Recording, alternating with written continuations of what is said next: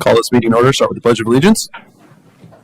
Allegiance to the flag of the United States of America and to the republic for which it stands, one nation under God, indivisible, with liberty and justice for all. Next is invocation by word of life.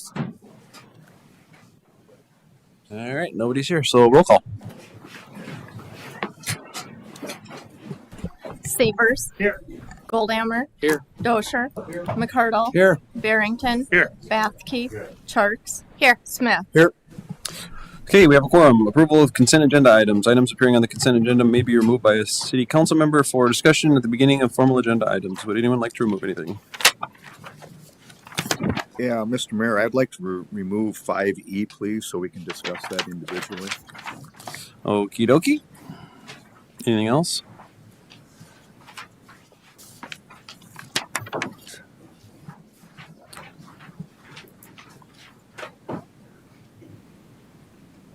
All right. Looking for a motion?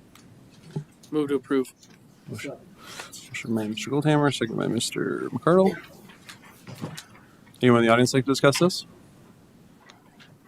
Okay, roll call.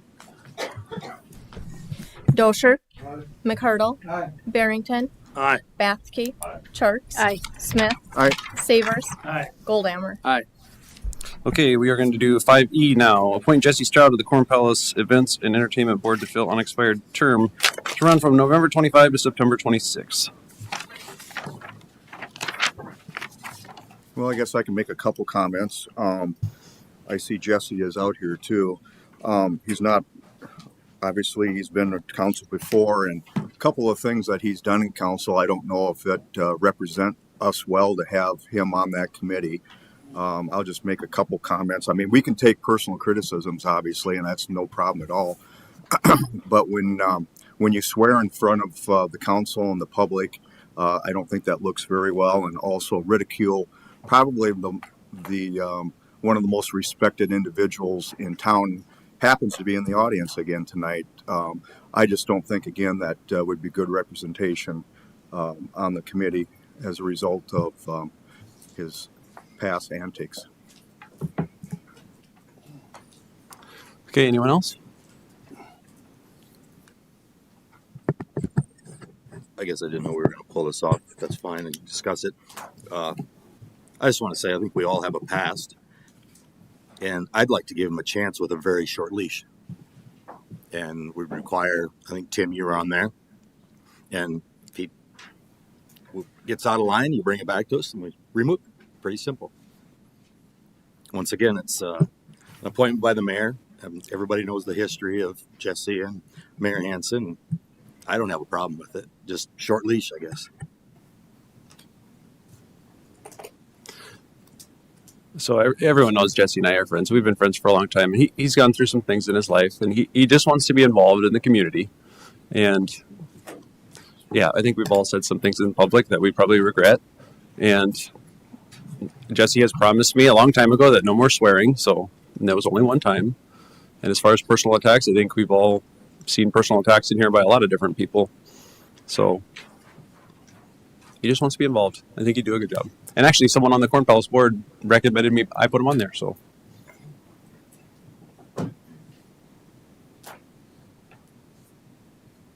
Jesse, do you want to come up here and say anything? No, thank you. Okay. Well, I kind of agree with Jeff because he's been, I mean, he's sworn more than once up here. And like I said, downgraded people. And I kind of agree with Jeff on it because he doesn't have a good reputation up here. I don't know what the rest of you think, but. Move to deny. Okay. Motion by Mr. Sharks.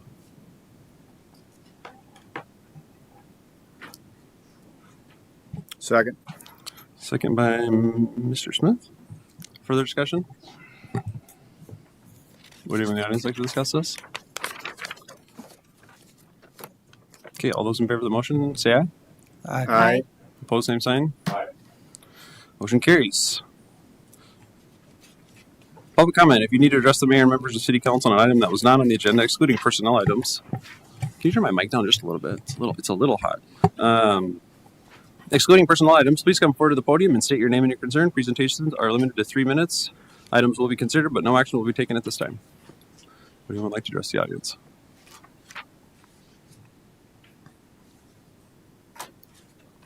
All right, hearing none. Board of Adjustment. Entertain a motion for the city council to recess and sit as a board of adjustment. So, second. A motion by Mr. Barrington, second by Mr. Goldhammer. All those in favor of the motion say aye. Aye. Opposed, same sign. Motion carries. Action set the date of Board of Adjustment hearing 11/17/25. Habitat for Humanity has applied for a variance permit on the east side setback as shown on the agenda. Move to set the date. Motion by Mr. Goldhammer, Second. second by Mrs. Charks. All those in favor of the motion say aye. Aye. Opposed, same sign. Motion carries. Reconvene the City Council. Entertain a motion for the Board of Adjustment to adjourn and the City Council to reconvene in regular session. So moved. Second. Go ahead. Motion by Mr. Goldhammer, second by Mr. Barrington. Further discussion? All those in favor of the motion say aye. Aye. Opposed, same sign. Motion carries. Presentations by Roger Music on proposed recruitment and growth strategy discussion. Mr. Music, come on up.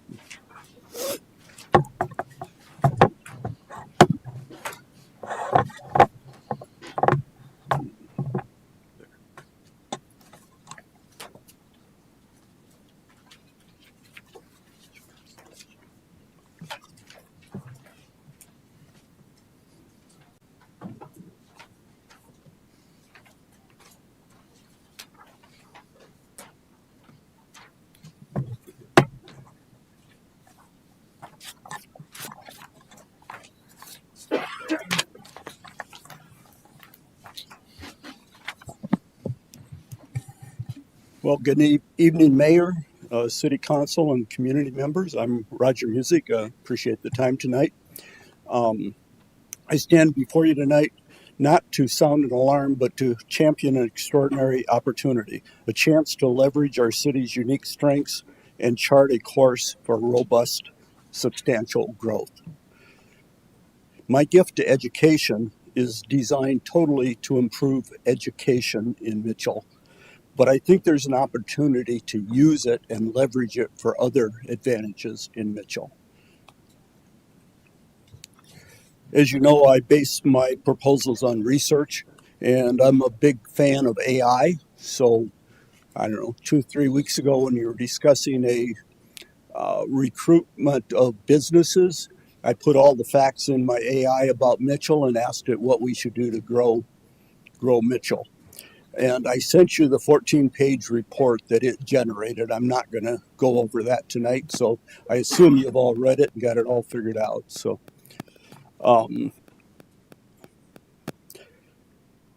for too long, our population has been static at about 15,600, and maybe for almost decades, it's been very, very slow growth.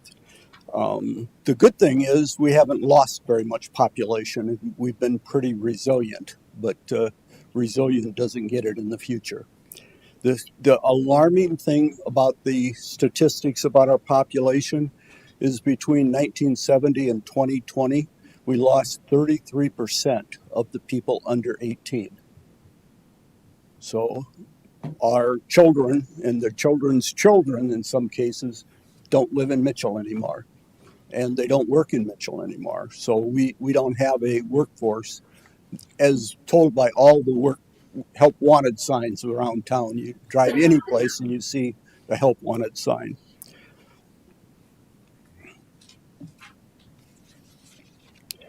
So my proposal is that we move beyond this. We take what we have, which is a gift for $33 million to improve the education in Mitchell, along with a great fiber network that serves Mitchell, and we use those to recruit businesses or people that are working remotely to Mitchell.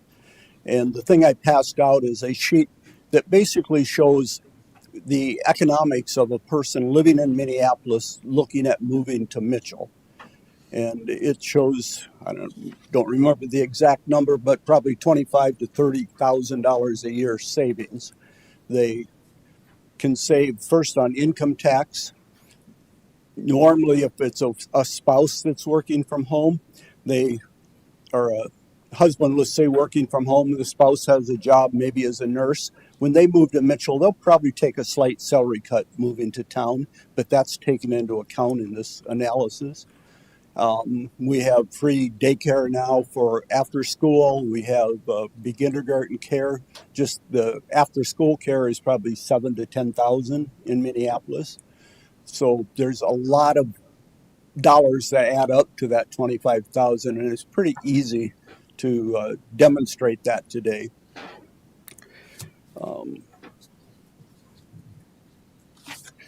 My proposal is basically to take those facts along with Mike's Move to Mitchell program and put his Move to Mitchell program on steroids. Allocate about 70% of the money that we now spend and money and resources promoting the Corn Palace and move that to the Move to Mitchell program. And we don't have to recruit very many people to be substantial.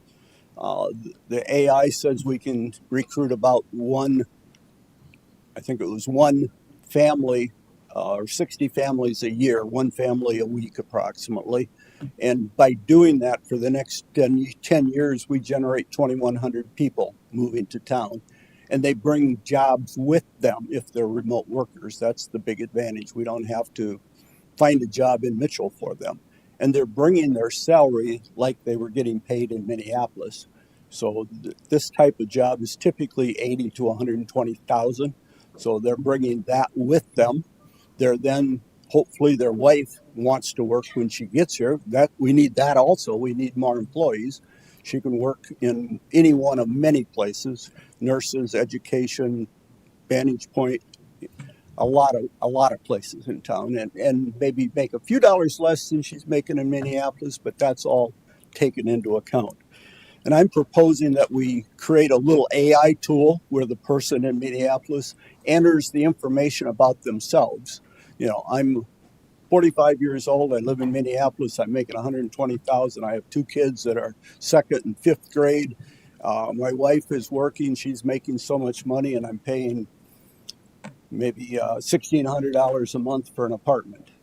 And we run that through an AI system, and it'll quickly tell you what the savings that person can have and the advantages they'll have. One of the bigger advantages is they will not have to sit in traffic jams in Mitchell.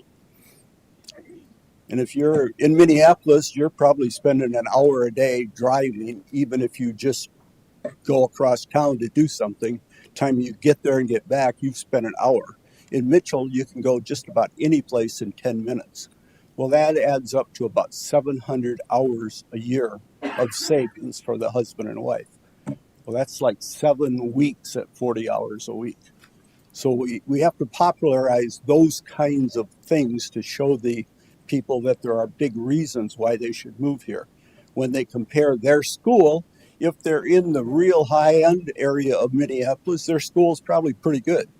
But if they're in the average area of Minneapolis, it's probably not any better than our schools and maybe not as good. So they do have some very good schools in Minnesota, but not all of them. And we can easily, they tell us their address, we can figure out what school they're going to, and we can compare it to our schools. And with the AI response, we can give them the comparison. You know, your school's a C+, and we've got an A- school that you'll be moving into, which is what the most important thing that lots of young families consider today is how good is my kid's education going to be. If it's not going to be good, they're not going to move there. So you've got the dollars, the time, and the better school system. So what do we need to do to make that all happen? I'm basically recommending that we do a few things. First off, we reallocate how we're spending our money. We take the $150,000 that you were talking about spending on recruiting a retail business. When AI looked at that, it basically said, you don't have any employees. So if you recruit a business, somebody's going to have to leave another employer and go to the new one. So there's just not enough employees to to significantly impact a new business. It basically says what you do is recruit people, and retail follows people. If you have 2,000 more people, you'll have 2 or 3 more restaurants, and you'll have more shopping. If you don't have the people, those things don't come. It don't matter how much you study it, how much you look at it. They look at the people that you have and what their income is to decide where they build stores. I think we should take the funds that you're considering there and reallocate it to something that the new people, young families, would want when they move to Mitchell. And I don't know what that is, but clearly there are things that they would expect to have when they get here that we should have funds available to do those things for them. The Chamber has an internship program, which is very, very good. We need to put that on steroids too, because when we graduate kids out of MTC or DWU, we need more of them to stay in Mitchell. And the number one way you get people to stay in Mitchell is get them an intern when they're a junior or senior. And they're about 40% more likely to stay than if they didn't have an internship. And I'm suggesting the Chamber work with the employers in Mitchell and push them to have more interns. One thing I suggested to Mike is give an award every year for the industry that has the most interns. Whatever we can do to stimulate the internships will keep more people in Mitchell. And some places will say you should subsidize the interns and pay part of their salaries. I don't really believe you have to do that. I think all you have to do is stimulate the business to want to have interns and tell them why it's important. And they'll pay the salary of the intern, and all we have to do is be in the promotion business, not the hiring them or keeping track of their wages. We should reallocate about 70% of what we now spend on the Corn Palace for recruiting dollars and people, and have them writing stories, doing little short videos that we can use on Facebook and other things on social media to promote Mitchell. We need to then take those things and get all the people in Mitchell that are on social media to share those with their friends on Facebook. That's like free advertising. If Mike does a nice story about something that's really positive happening in Mitchell and we share it with 500 people, well, that's like great advertising. And the most likely people to move to Mitchell are people that already have some connection to Mitchell. Maybe they grew up here, they moved away, they didn't know they could come back and had such a good experience. Or it's the son or the daughter of somebody that lives here in Mitchell and they want them to come back. When I used to do recruiting for programmers, my biggest thing was I would advertise in the Argus around Christmas so that the people that lived here saw those advertisements. When their kids came home for Christmas, they tried to talk them into staying here. And 2 of my best employees, that's how I hired them back 15, 20 years ago.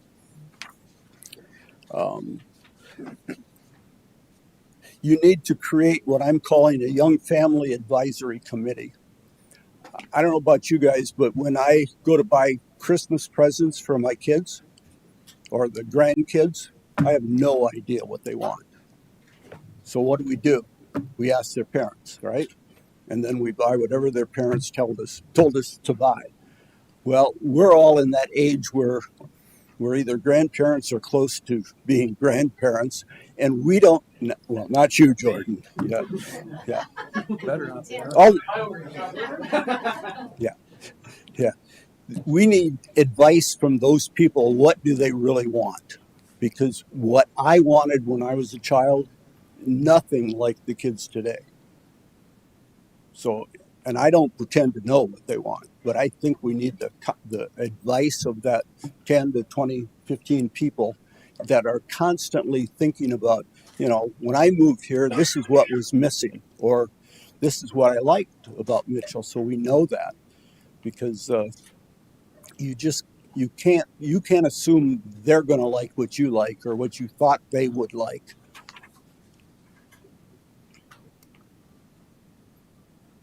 Mitchell has great fiber. Matter of fact, we won the top 7 intelligent community, and we won that before fiber was cool. We had fiber before almost anybody else did, but we still have great fiber going to every house and every business in town. So there's no reason a person can't work remotely from home in Mitchell in any house or business.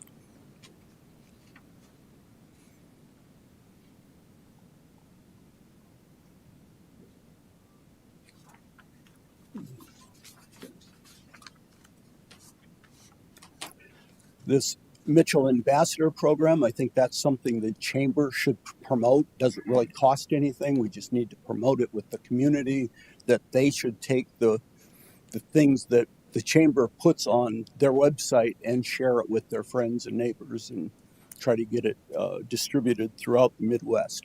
And I'm recommending that we do most of our recruiting in the upper Midwest, primarily because we don't have to convince them that winter's not too bad. Trying to convince somebody from Texas to move here, that's a little harder. Minneapolis or Madison, Wisconsin, weather is very similar to ours, so that's not a problem. Some of those towns today have pretty high crime. A lot of people want to get away from the high crime. They're afraid their kids will, get abducted or whatever in a high crime area, and we need to play that out, what our crime rate is in Mitchell and how much lower it is.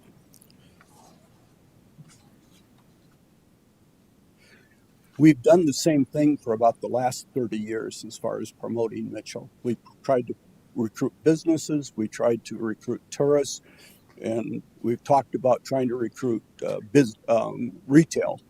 And I would say none of them have really worked by anybody's standard. If they would have, we'd have been way more than 15,600 people. And we can't recruit businesses without people. That's the whole key.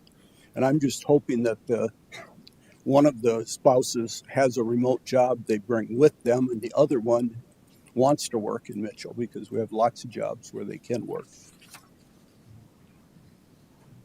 So I designed this so you would give me some input. What am I missing? What are you concerned about?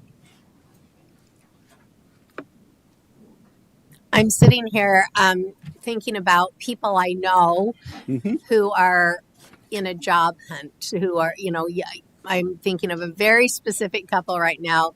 The wife is from here, grew up in our community, married a man who got his degree in computer programming, and they've been unsuccessful in securing a position in his line of work, and they're living with family in Georgia. How do you reach those people who are, how do you reach them? It feels like it's like the shotgun approach, like you just shoot it out there and hope that it hits somebody. Yeah. And I like your idea of targeting the people who are from South Dakota or from the Midwest. But even that is a little bit like a, crapshoot a little bit, for lack of a better word. How do you hone in? The first thing I would do is have the Chamber develop some videos that are easily short little videos that they can put on Facebook. Maybe write some little stories about the things that are positive, or maybe somebody that moved to Mitchell and what a great experience it was. And then continually put those kinds of things on Facebook with the intent that we're asking the other people in Mitchell to share it with their friends. So maybe I've got 100 friends on Facebook. If I share that, that goes to 100 people. And if everybody does that, that's pretty free advertising. And I'm not saying they shouldn't just do some paid advertising on Facebook, but I honestly think the free advertising is probably better because of, as you say, you're going to somebody that already has some connection here. Great question. Are there states that have notoriously have a lower or a higher unemployment rate that we could be targeting that are equally chilly? The first thing I would do is target people that are working from home, because they can move with no problem at all. They can pick up and move and bring their job with them. Their job is normally at a higher salary than it would be in Mitchell, but for most companies, the wages would stay the same. So If they're making 120 in Chicago and they move to Mitchell, they still get 120, but their cost of living goes down by $20,000 a year, along with a lot of other costs go down. And I think for most of them, if it's a wife or we have enough jobs in a number of different areas that they can get a job. It may not be exactly the same job they had in Chicago, but there's jobs available. And the AI tool I'm talking about would take that into account. It would say, well, she's a nurse in Chicago and she's making $82,000 a year. She's going to move to Mitchell and she's going to make $72,000 a year. But that's only a $10,000 deduction, and it's a $30,000 positive gain. So I have one more question. That's all I'll ask. Oh, but, you can ask no, more. okay. But so you probably are aware that the Corn Palace, like for the first year in a long time, we aren't supplementing it as an enterprise fund. So what money are you talking about us giving to this program? What I'm saying is take the chamber and kind of direct them to change their focus from trying to recruit more tourists to Mitchell to trying to recruit more permanent people to move to Mitchell. So it's a refocus of the money we already are spending. And maybe we can do both? I honestly think you could refocus the Corn Palace money and you would not see much of a change next year in your Corn Palace income. I think people that are going to stop at the Corn Palace are stopping at the Corn Palace without our advertising. Yeah, Jeff. Roger, when you and I sat down and visited a little bit about this, it just kind of started stirring up, some questions and approach and so forth. And one of the things you and I talked about was Sioux Falls. Sioux Falls is exploding. Yep. And and does that, obviously they've got some things to offer that young families are looking for, but then let's turn the tables and say, how can we utilize that to our advantage? Yeah, not everybody is going to want to live in Sioux Falls, and I don't expect you to have the answers, but I think do. that's you do. Yeah. Okay, awesome. Actually, I just like you, I thought, Sioux Falls is close and people move to Sioux Falls and not to Mitchell. What AI told me is we should use the fact that we're only 1 hour from Sioux Falls as a real positive thing. Because if you're in Chicago, Minneapolis, 1 hour, that's just across town. So 1 hour is not much. And being 1 hour from a nice regional airport, that's a positive. And AI said, when we're advertising, we should be advertising that we're 1 hour from a city of 200,000 people. Yeah. So, but I started exactly like you, Jeff. I thought Sioux Falls is going to be a negative for us. And according to the things I did, it turned out to be a You real can turn positive. it and use it as a positive. Right. And not because not everybody does want to go to a community, leaving a large community and going to another large community. Let's try something, and that's how do you appeal to those people? And obviously, there's going to be a certain demographics that we're going to want to try to hone in on. You're not going to know who that is, but again, you're literally 55 minutes away from being, if like you and I talked, when you're in Minneapolis and you live possibly in Brooklyn Park, you're going to spend an hour to get to the airport. Yeah, if there's no traffic jam. Yeah, it's true. If there's a traffic jam, 2 hours. So I believe the traffic is a big thing. Matter of fact, if I was doing ads, I would show one ad of a traffic jam and this guy over here driving, 40 miles an hour, getting directly where he wants. 494 right now in Minneapolis. Right. And if you remember when we did the video the chamber did the video for the intelligent community, that was half of our pitch was Dusty driving around town, dropping his kids off, getting a cup of coffee and being to work in 10 minutes. I mean, that's a real positive. Do the school systems, are there a rating system, Roger? Yep. I should know this, but I do not know. Basically two pretty standard rating systems nationwide, and then each state kind of puts out their own rating system also.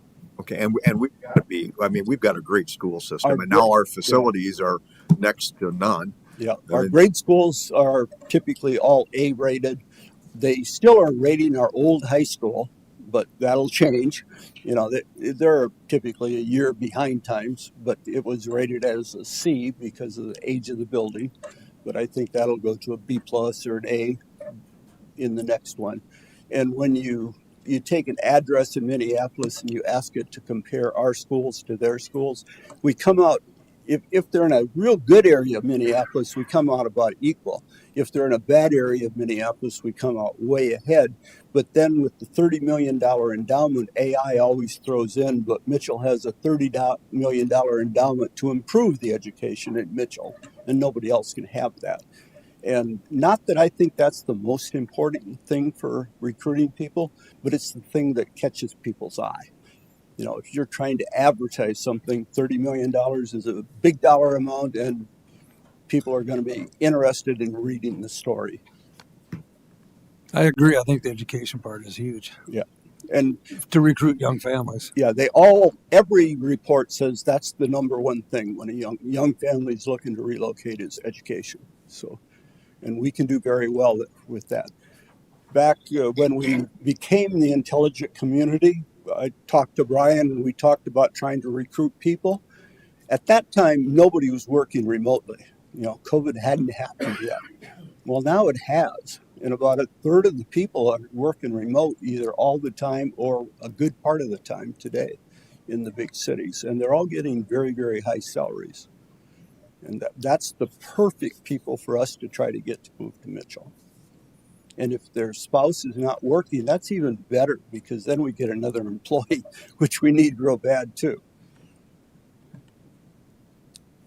And if we don't do something like this in 5 to 10 years, our school systems are going to be declining.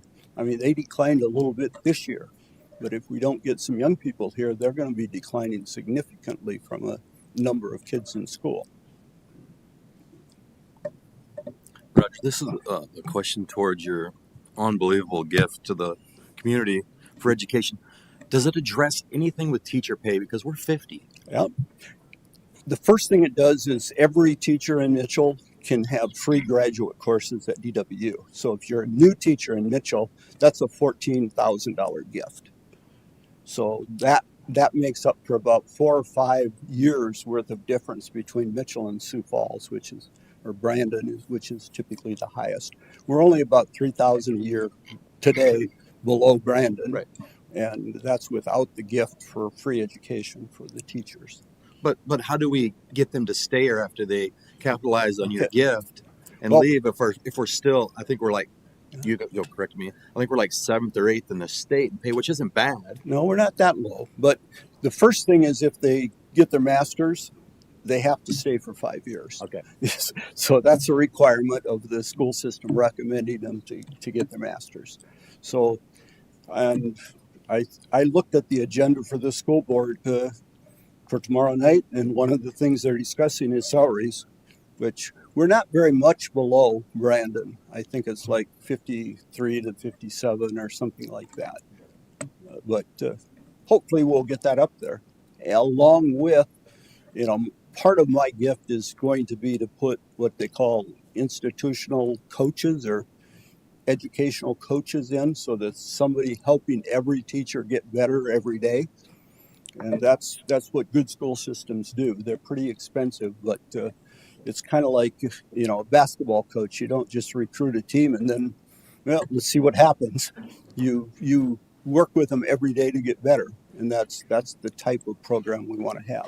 Roger, you keep referencing Brandon. Are they number one? They're number one. Okay. Mhm.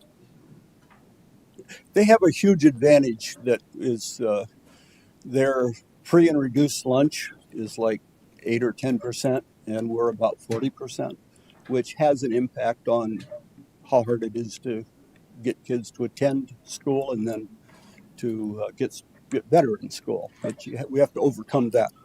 What was that? Oh, is that right? Well, I probably skipped. Brandon's 5th, but we are. What were the others? Yeah. With the others just some small schools out west? Yeah, that's a special case. Yeah. By the way, I really appreciate the questions and comments. That at least means you read my document. So, other thoughts? I think I love the idea of the video, and my daughter just started a business, and I just had her. I'm going to share it with you. I'll send it to you.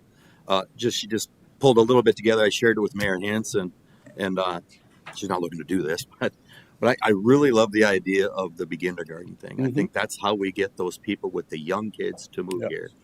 I mean, we really. I mean, it's on the school board, and I'm glad you kind of had something in there, and you backed away from it. I don't know if you didn't realize it was in there about us financially. She touched on a little bit what you want us to do financially, and you're saying now it's more you want the development corporation. Well, I want the development corporation to kind of redirect how they're using the money that you've given them. That's right. So, I'm assuming you have some influence over that, but I just think they can be more successful. They can have a news release every month or every week about one or two people that moved to town and a story about them. I do like the $100 gift that they give them, and just because that way they have to come in to get their picture taken. If you didn't have that, they wouldn't come in, and you wouldn't know who they were. So by giving them a tiny gift, we get more input from them. But they do the Palace City profiles, which I love. So I'm just gonna, Yep. tip my hat to them for that. Yep. Is that a weekly or monthly thing that you guys put out? Can you come up to the podium if you're going to speak? While she's coming up, I'm going to say somebody asked me this today.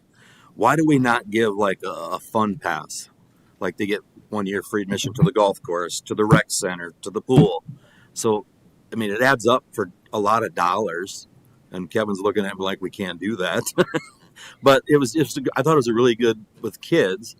It shows them like, we're willing to bring you here and keep you here. So kind of what Rod is talking about, we already do. The Palace City profile comes out every month. It's in the paper. We also always share it on our social media. The paper shares it on our social media.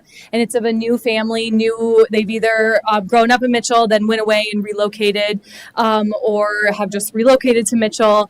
And so we do share that. We also have a ton of different programs that we have in place for new people that are coming to Mitchell.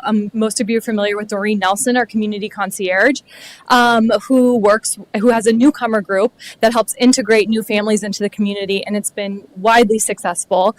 We also have the Palace Perk Book. That is a brand new thing that we've done where we're getting people, kind of like Roger said, into our business. We take their photo, we share it on social media, and so that Palace Perk Book is kind of a collaboration between us and all of our different chamber members that are participating to offer them some sort of free perk so that the newcomer gets a benefit, but also the chamber member gets a benefit of them coming into the community as well, along with, of course, all the Move to Mitchell, grants that were given out by the Development Corporation too, and all of those saw the new people in the door.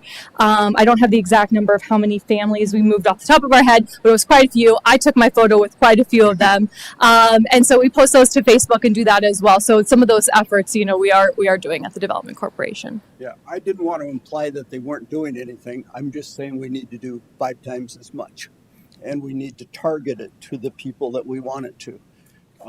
We did the original profiles back when we were the 2015 Intelligent Community, and it was focused on, at that time, telling the Mitchell people, here's people coming back to increase the pride in Mitchell, more or less.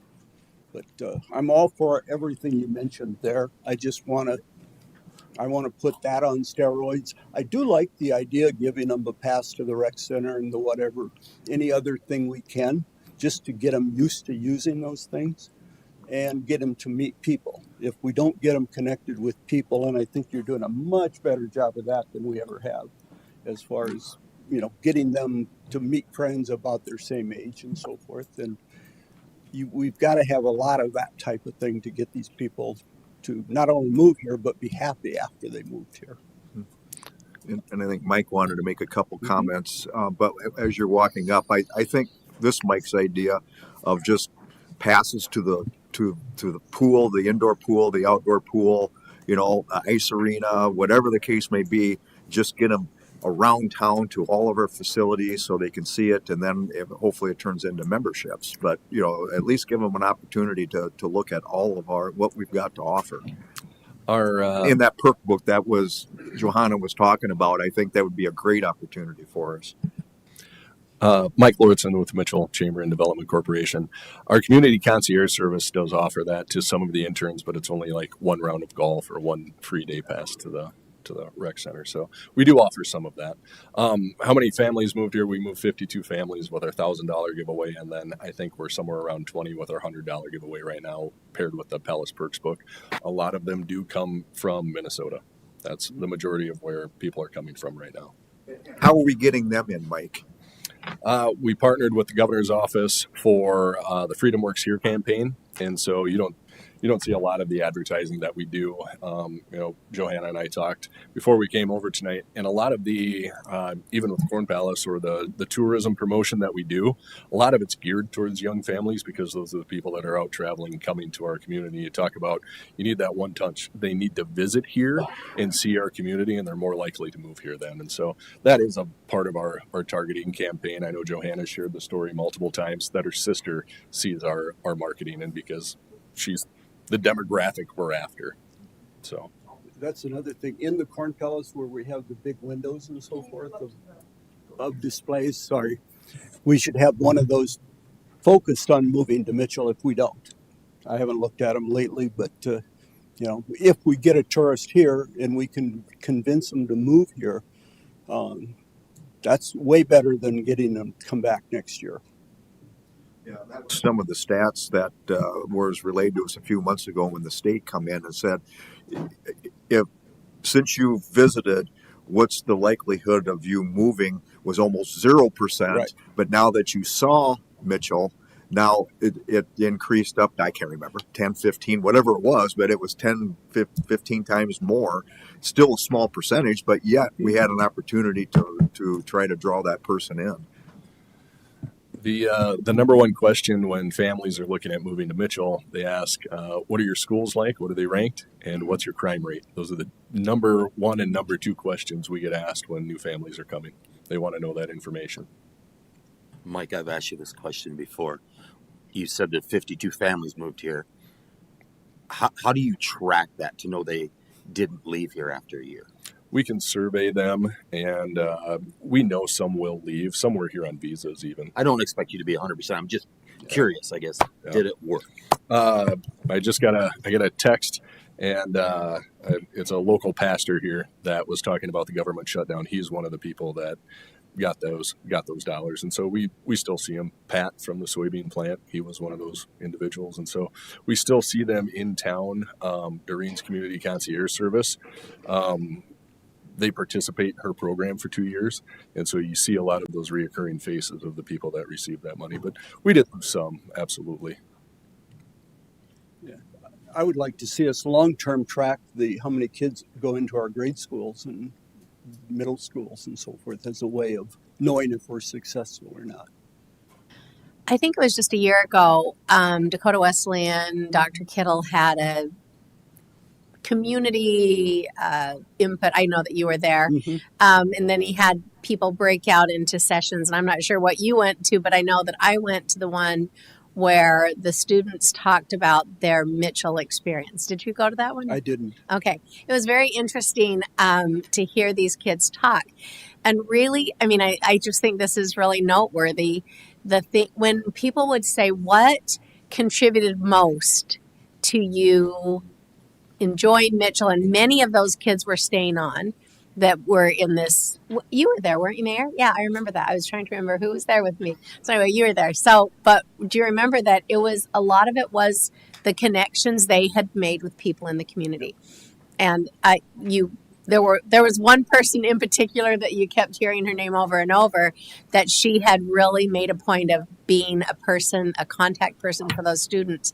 And I think there's something to be said for that. I think that having those kids find a way to have those kids form relationships, create bonds with people who are outside of the campus that can kind of, and that's why I love your idea about the internships. I think that's brilliant. I think that's a really important part of this. Along those same lines, I don't know if we do this or not, but we should be inviting them to the young professionals type meetings, because if they come to those, they'll get some connections that may get them a job.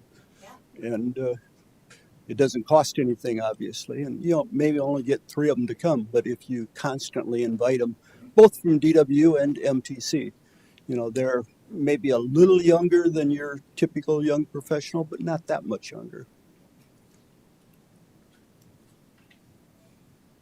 Other questions or comments? Yeah. I was in no way implying that what the chamber is doing is not good, because I think it's better now than it ever has been. But I think if we put more focus on it, we can make it much better.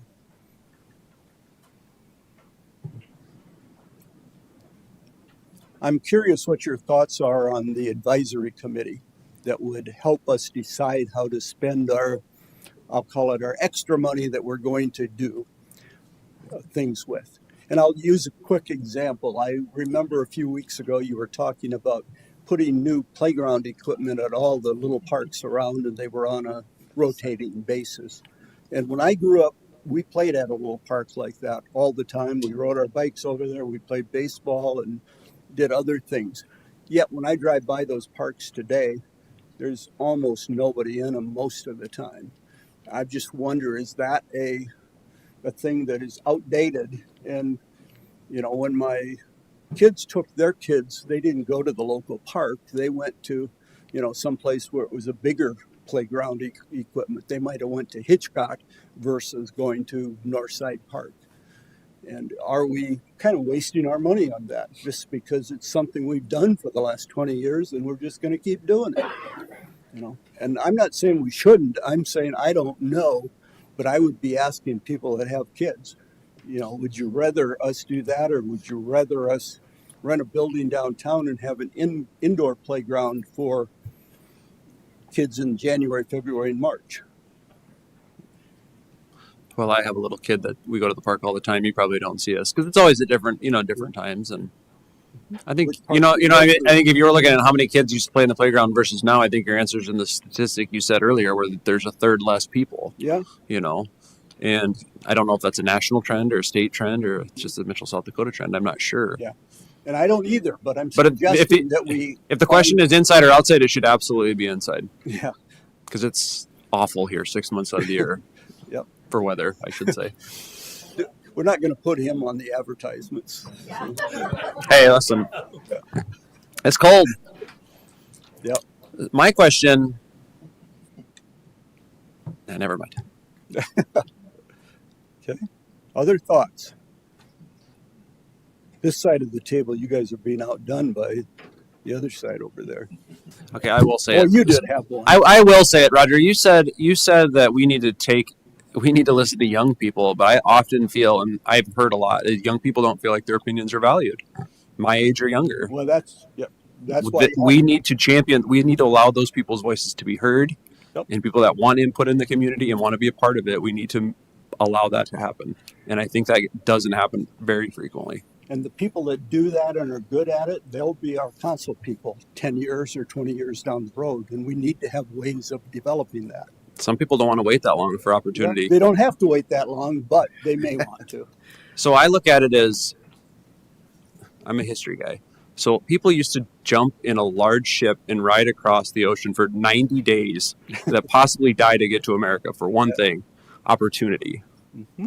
That's why people leave their hometown. Same reason they got into covered wagons and died on the Oregon Trail to get to the west coast of California was for opportunity. So my opinion is, if we need people here, we need to show them opportunity and value their opinions. Yeah. How many people you envision on this advisory committee, Roger? Or would you AI said 10 to 12, but okay. I don't care. Not huge then. No, and they should rotate. I mean, we don't want to put people on this committee and leave them there for 10 years. We want new ideas every couple of years. So somebody new moves to town, if they're the right kind of person, you put them on the committee. And nobody's saying you're going to do everything they asked for, but you're going to have better ideas. Okay. Let's do it. about we do this? How about we put you in charge of finding that one person to lead the group, Roger, because of your connections with the people at Vantage Point and Innovative Systems? Here's a question for you, Roger. You and I both went to Vantage Point and Innovative, and we talked about all those things those young families talked about. How many of those times have you seen those things discussed at this table in the last 12 months? I think just when I brought them up. Correct. Yeah. That's the issue. Yeah. Well, you need to have them report just like you have other committees report, you know. So you're going to hear from them every 2 weeks or whatever you guys decide. But they need to discuss amongst themselves and come to consensus. They can't bring every idea to you, obviously, and they need to be well thought out ideas.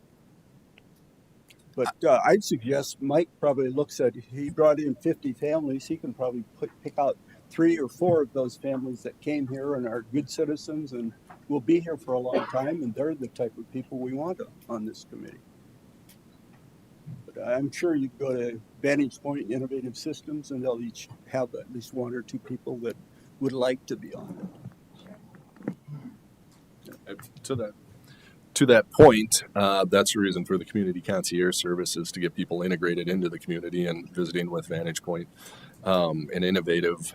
They hire a lot of young programmers, and we need to integrate those people into the community. And that's where the Young Professionals group has come from as well, is to help them to network. But it's really, we can recruit them here, but you want them to stay. That's the real trick.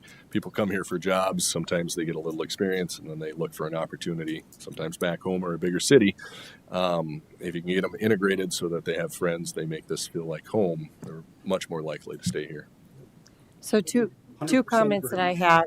If council is considering creating a committee of the city for something like this, I think you need to be sure that you're not limiting it. We keep referring to Vantage Point and Innovative. There's lots of companies in town who hire lots of young people and people moving to town. We have lots of large employers in town. And then I would just also ask everyone to keep an open mind that trailing partner, trailing spouse could be male or female. That's right. I am in that condition. So Yep. That's why I try to refer to him as spouse. not just wife. It's always trailing spouse. Yep. I don't want to ask you to do that, Roger, like you have done nothing. I asked you because of your connection. That's why I said that.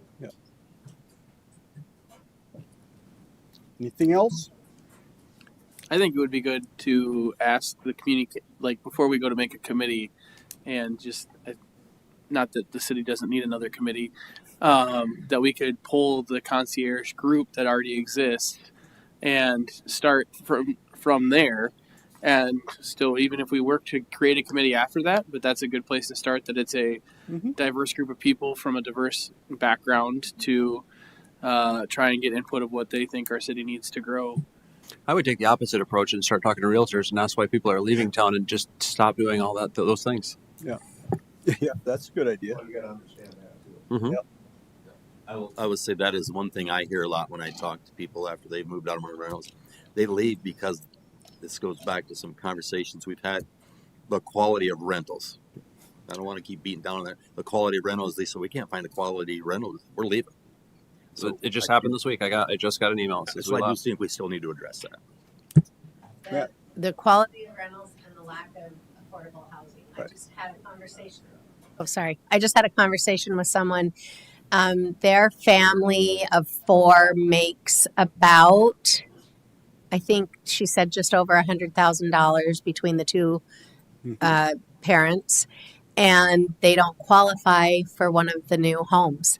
And yet it's difficult for them to find a home that is suitable for their family of 4. And so they're renting. It's not ideal. In fact, they are one of the recipients of the $1,000.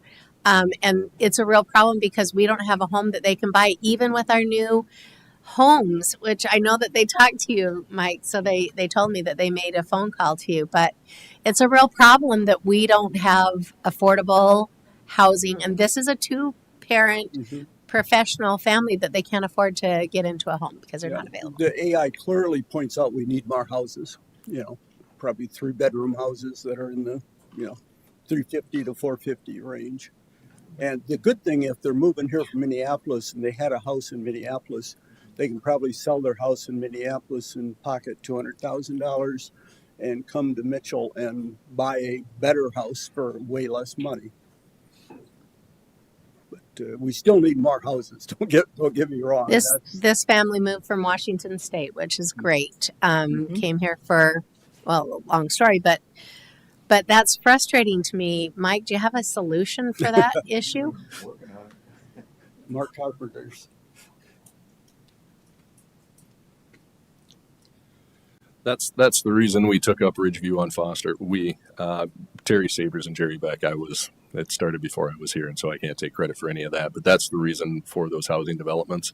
We received federal grants and state grants for those housing developments to drive down the lot cost. You're not building affordable workforce housing if you're charging $80,000 to $120,000 for your lot, and that's what we'd be at if we were a private developer with the money that we're going to have into these developments. What Susan, Councilwoman Sharks, was talking about was the governor's houses have income qualifications, and so for a family, that's what she's talking about, not being able to get into our houses, the governor's houses. We've had a total of 4 governor's houses moved on to the 2 developments in the last probably 5 months, and 2 have been sold, and I would guess another one's probably under contract already. So they're going quickly. However, there is an income threshold that makes it hard to qualify. They're not all going to be governor's houses, though. No, there are multiple individuals that are interested in doing stick-built houses, and so there will be more homes, hopefully, fingers crossed. But yeah, high interest rates also play a part in this, and so.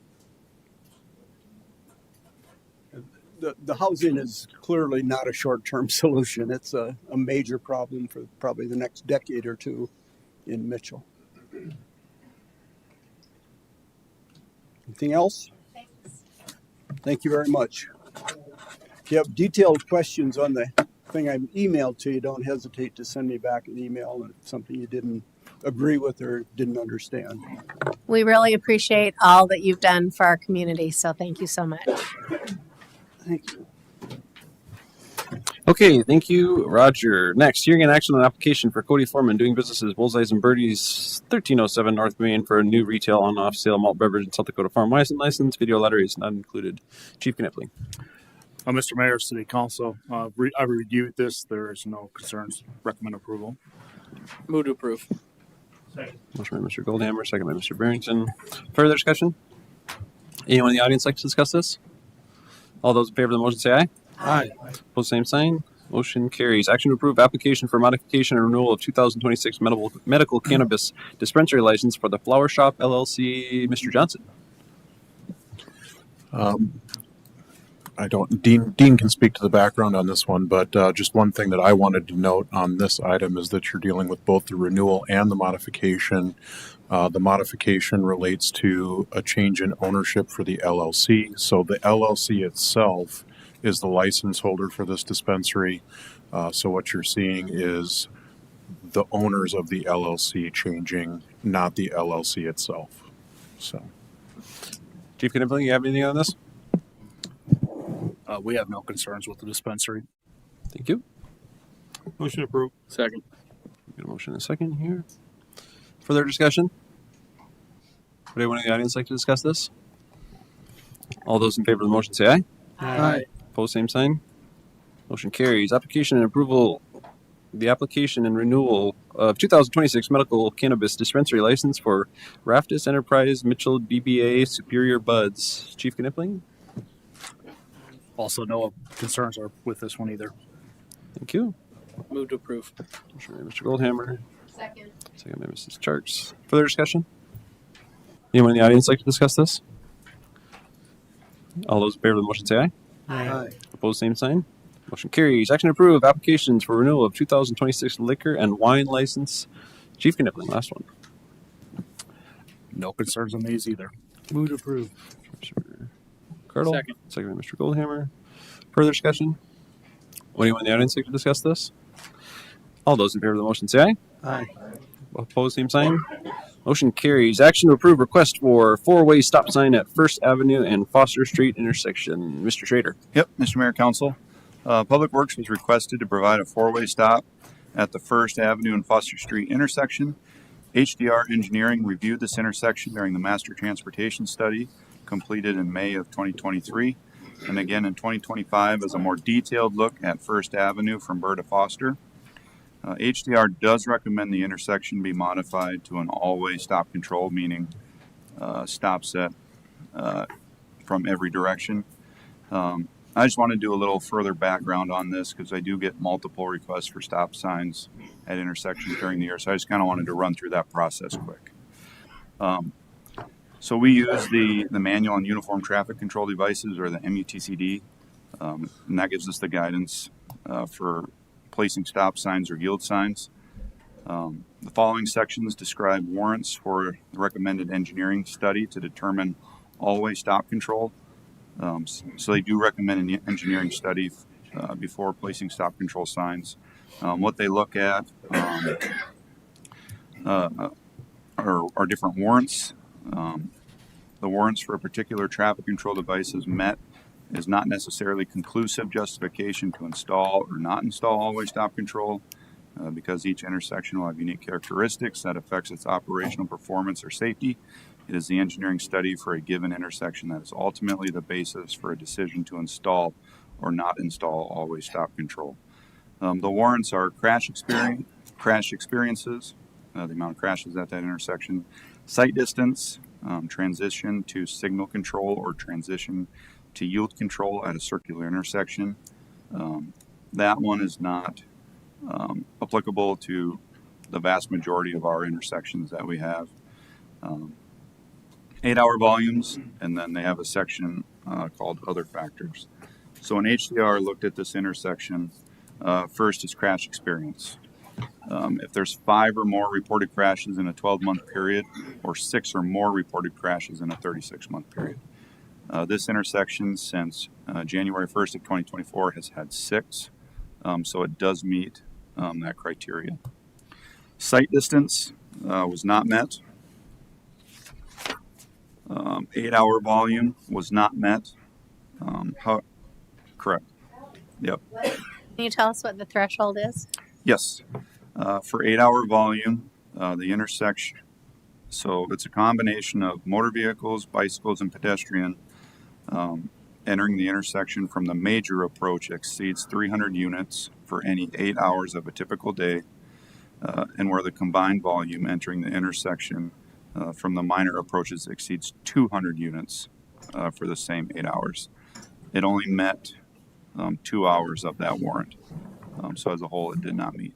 Joe, was that the current or the projected future traffic in the study? That's current. Okay. When did you do that? When? Yeah, like during school year? No. Yep. When we do traffic counts, we always make sure school's in session because that's the majority of the year traffic flow. However, after HDR reviewed it, they're still recommending that the all-way stop control be put in based on the crash history and benefits associated with sight distance and pedestrian and bicycle movements within the intersection. So the proximity of Hitchcock Park played a part in that. The proximity of the gas station and the neighborhood feel, they do feel an all-way stop is justified. And the hospital and the school, I mean, they're Correct. just, I keep thinking about all the reasons that this is so valuable to have a 4-way stop here. And like I said, I was in another meeting and I talked about this. You were there, and I said, this is a conversation that we have had the entire time that I've been on council about the important that this is a needed 4-way stop. And I'm really happy that they agreed. So I hope that we can put this in. I think it'll be a huge safety benefit. My concerns on this would be, I drive down that street multiple times a day. Going east to west, if they put a stop sign there, you have to put some lighting and let them know that that stop sign's there, because you're going to have people go down First Street 35, 40 miles an hour. Do you want to pull up that picture of the lighting we're going to add, Stephanie? And if they don't know it's there, they're going to...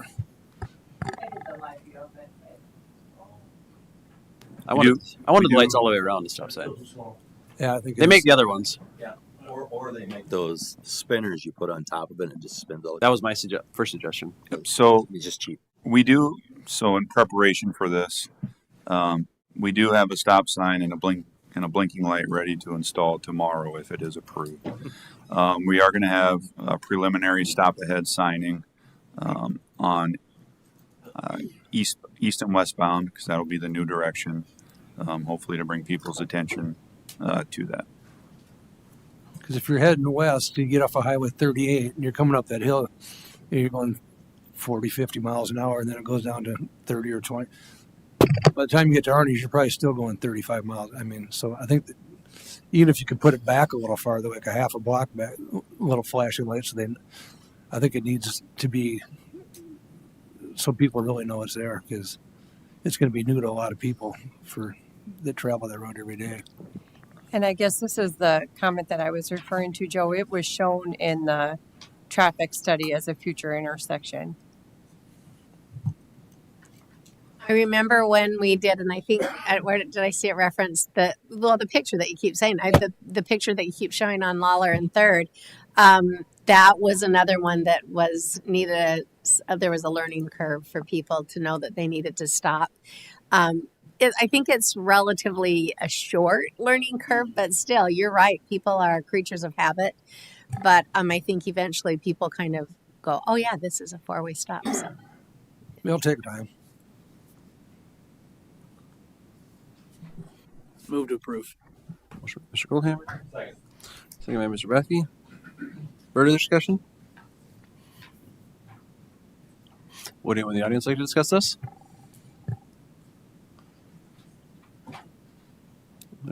All those in favor of the motion say aye. Aye. Opposed, same sign. Motion carries. Sounds like you'll get that done tomorrow, right, Joe? Yes, sir. Sounds good.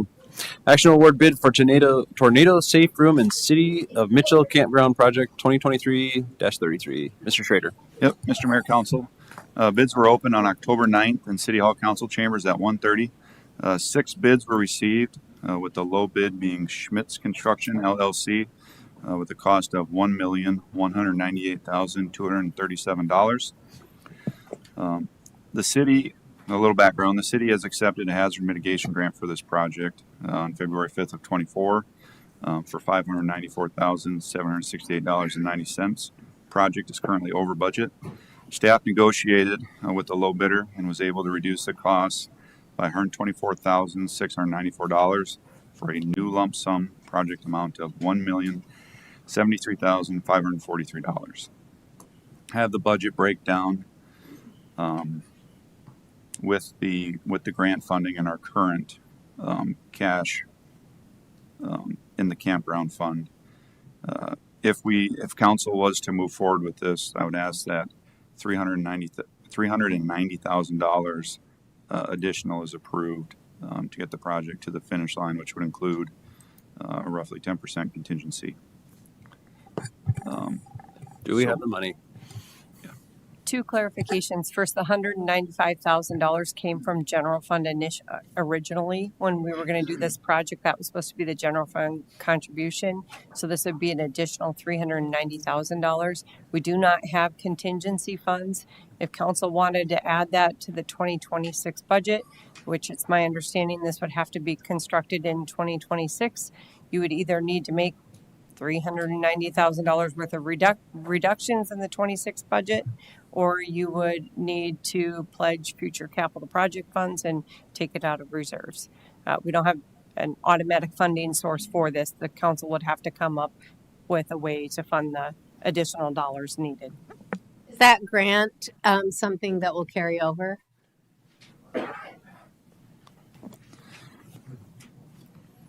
What I need to, I sent an email to the state today to ask our drop dead when we would have to have it all spent by. We do have the completion date for 2026, so I know the funds are at least good through 2026. I have not verified if the funds would still be usable through 2027. Yeah, I don't have the answer tonight. I'd like to make a motion to approve to deny it. So a motion to deny? To deny. I'll second that. I'm just going to say. I just think that, we don't have the money right now. I'm reticent about putting that much, another $400,000 on the line that we don't really have right now. So hopefully we can budget for that next year and find a way to make that grant. Did we already spend the 190,000, or is that No, just, okay. it's just sitting in the fund waiting for this. So I just need to point out what Joe was saying is you may not have the grant dollars in 2027 if you choose to move forward. Just want to make sure everyone's aware of that. Maybe we could put a basement underneath the new fire station.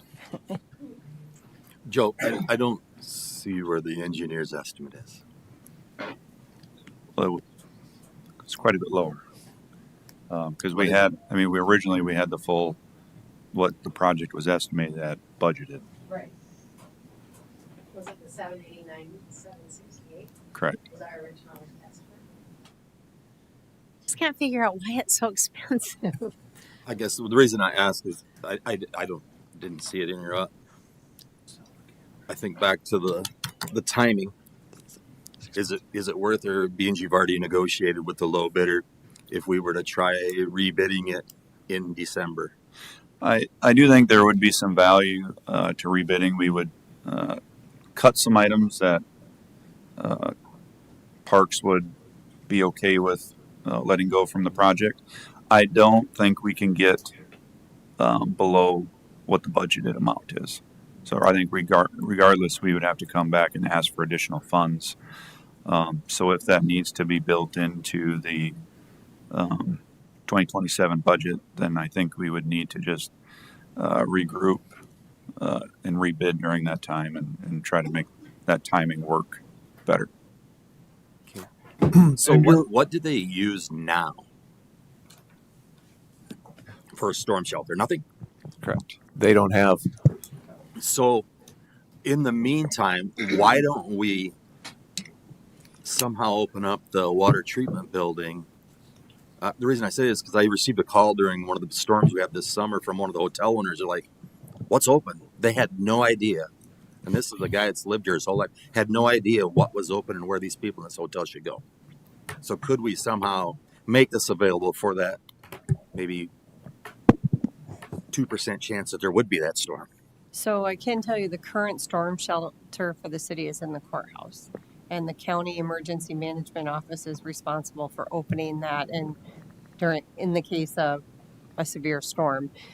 We had access to the grant funds, I believe, after a FEMA event in town opened up grant funds for us to apply for. The campground was going to use this twofold. It was going to be a shelter, but it was also going to replace their current shower house bathroom facility out there. So you may end up having a cost anyways if you don't end up doing the shelter. I don't know what that cost is going to be. And I mean, this goes back to Mayor Bob Everson. He had mentioned when we went for this grant, if you're building it up to the federal FEMA standards, the costs are going to increase, which we knew going into it.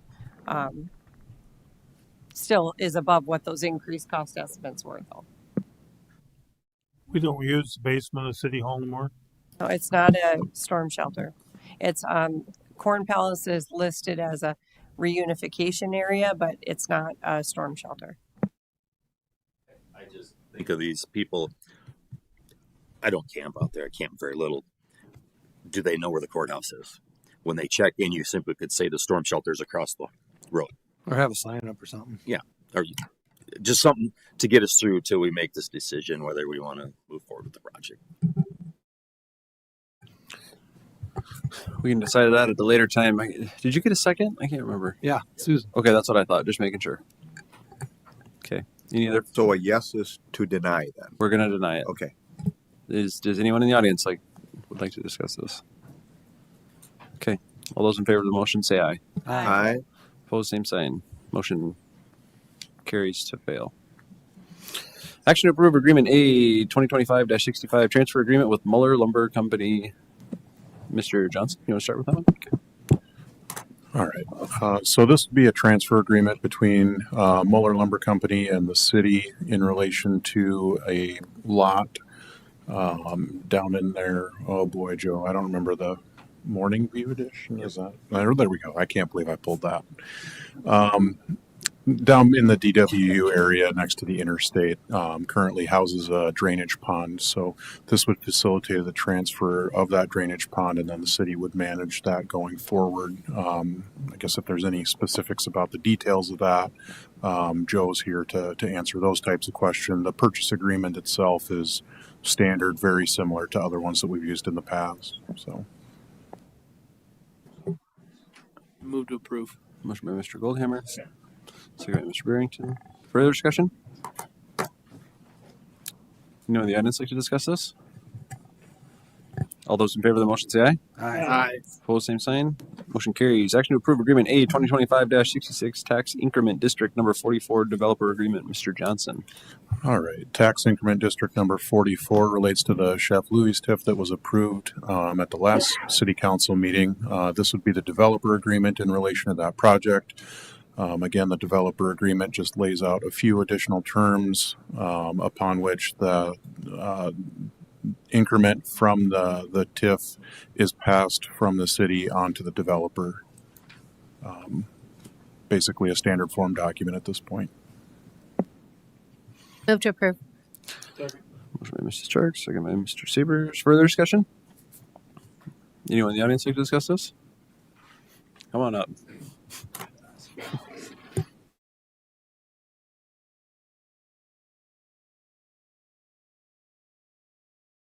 Members of the city council, named Steve Simpson, and I do have some concerns with the agreement.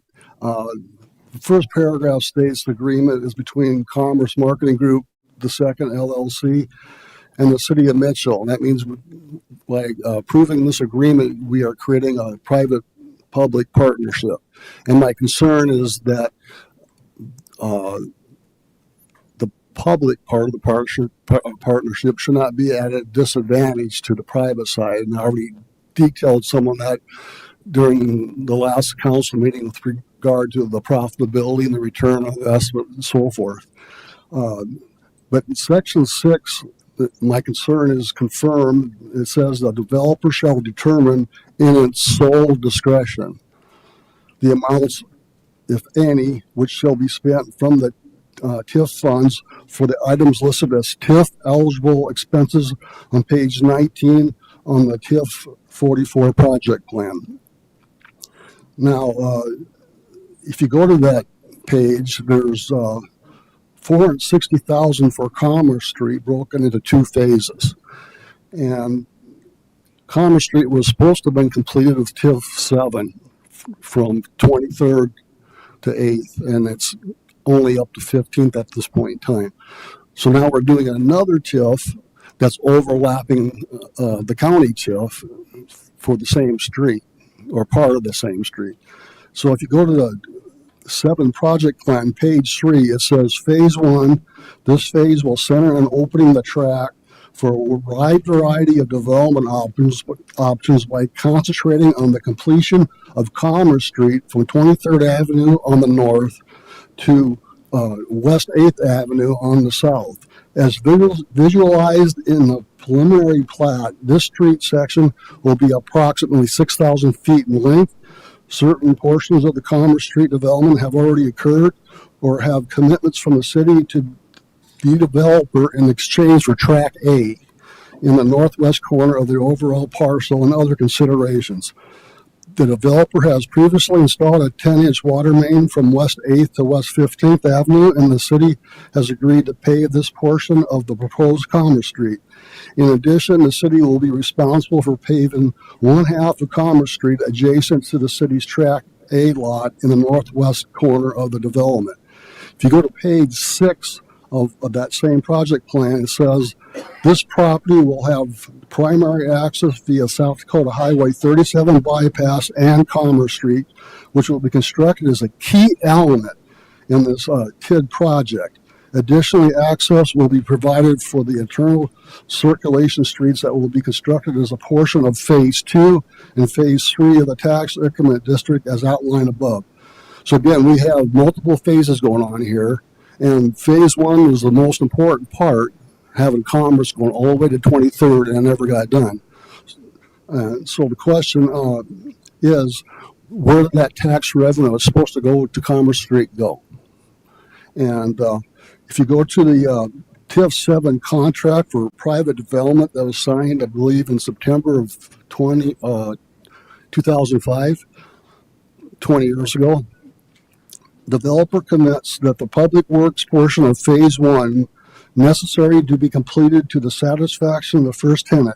Additionally, developer shall complete the improvements described in the approved project plan that has been commenced or shall in the future be commenced by the developer. Upon completion of any completed improvements, developer shall certify to the city finance officer that such improvements have been completed and shall certify the amount of the money dispersed. So I requested those certified costs in order to answer my question, what happened to the money? And the city could not find them. And before I move on, I want everybody to understand that I have gotten the utmost cooperation from the city administration on my request. They've been doing their best to be transparent and I want that to be known, and it's really helped me a lot in understanding the process, because I'm looking at the process, not at the people. Okay, now I want to talk about the significance of today's discussion on 44. First, we had TIF 7, and that amounted to $2.4 million. And then the county steps in with their second TIF, and that could be as much as $3.6 million. And then we have TIF 31, 15th Street, that's overlapping the county right now. That's $1.1 million. And then this TIF, number 44, is $2.9 million.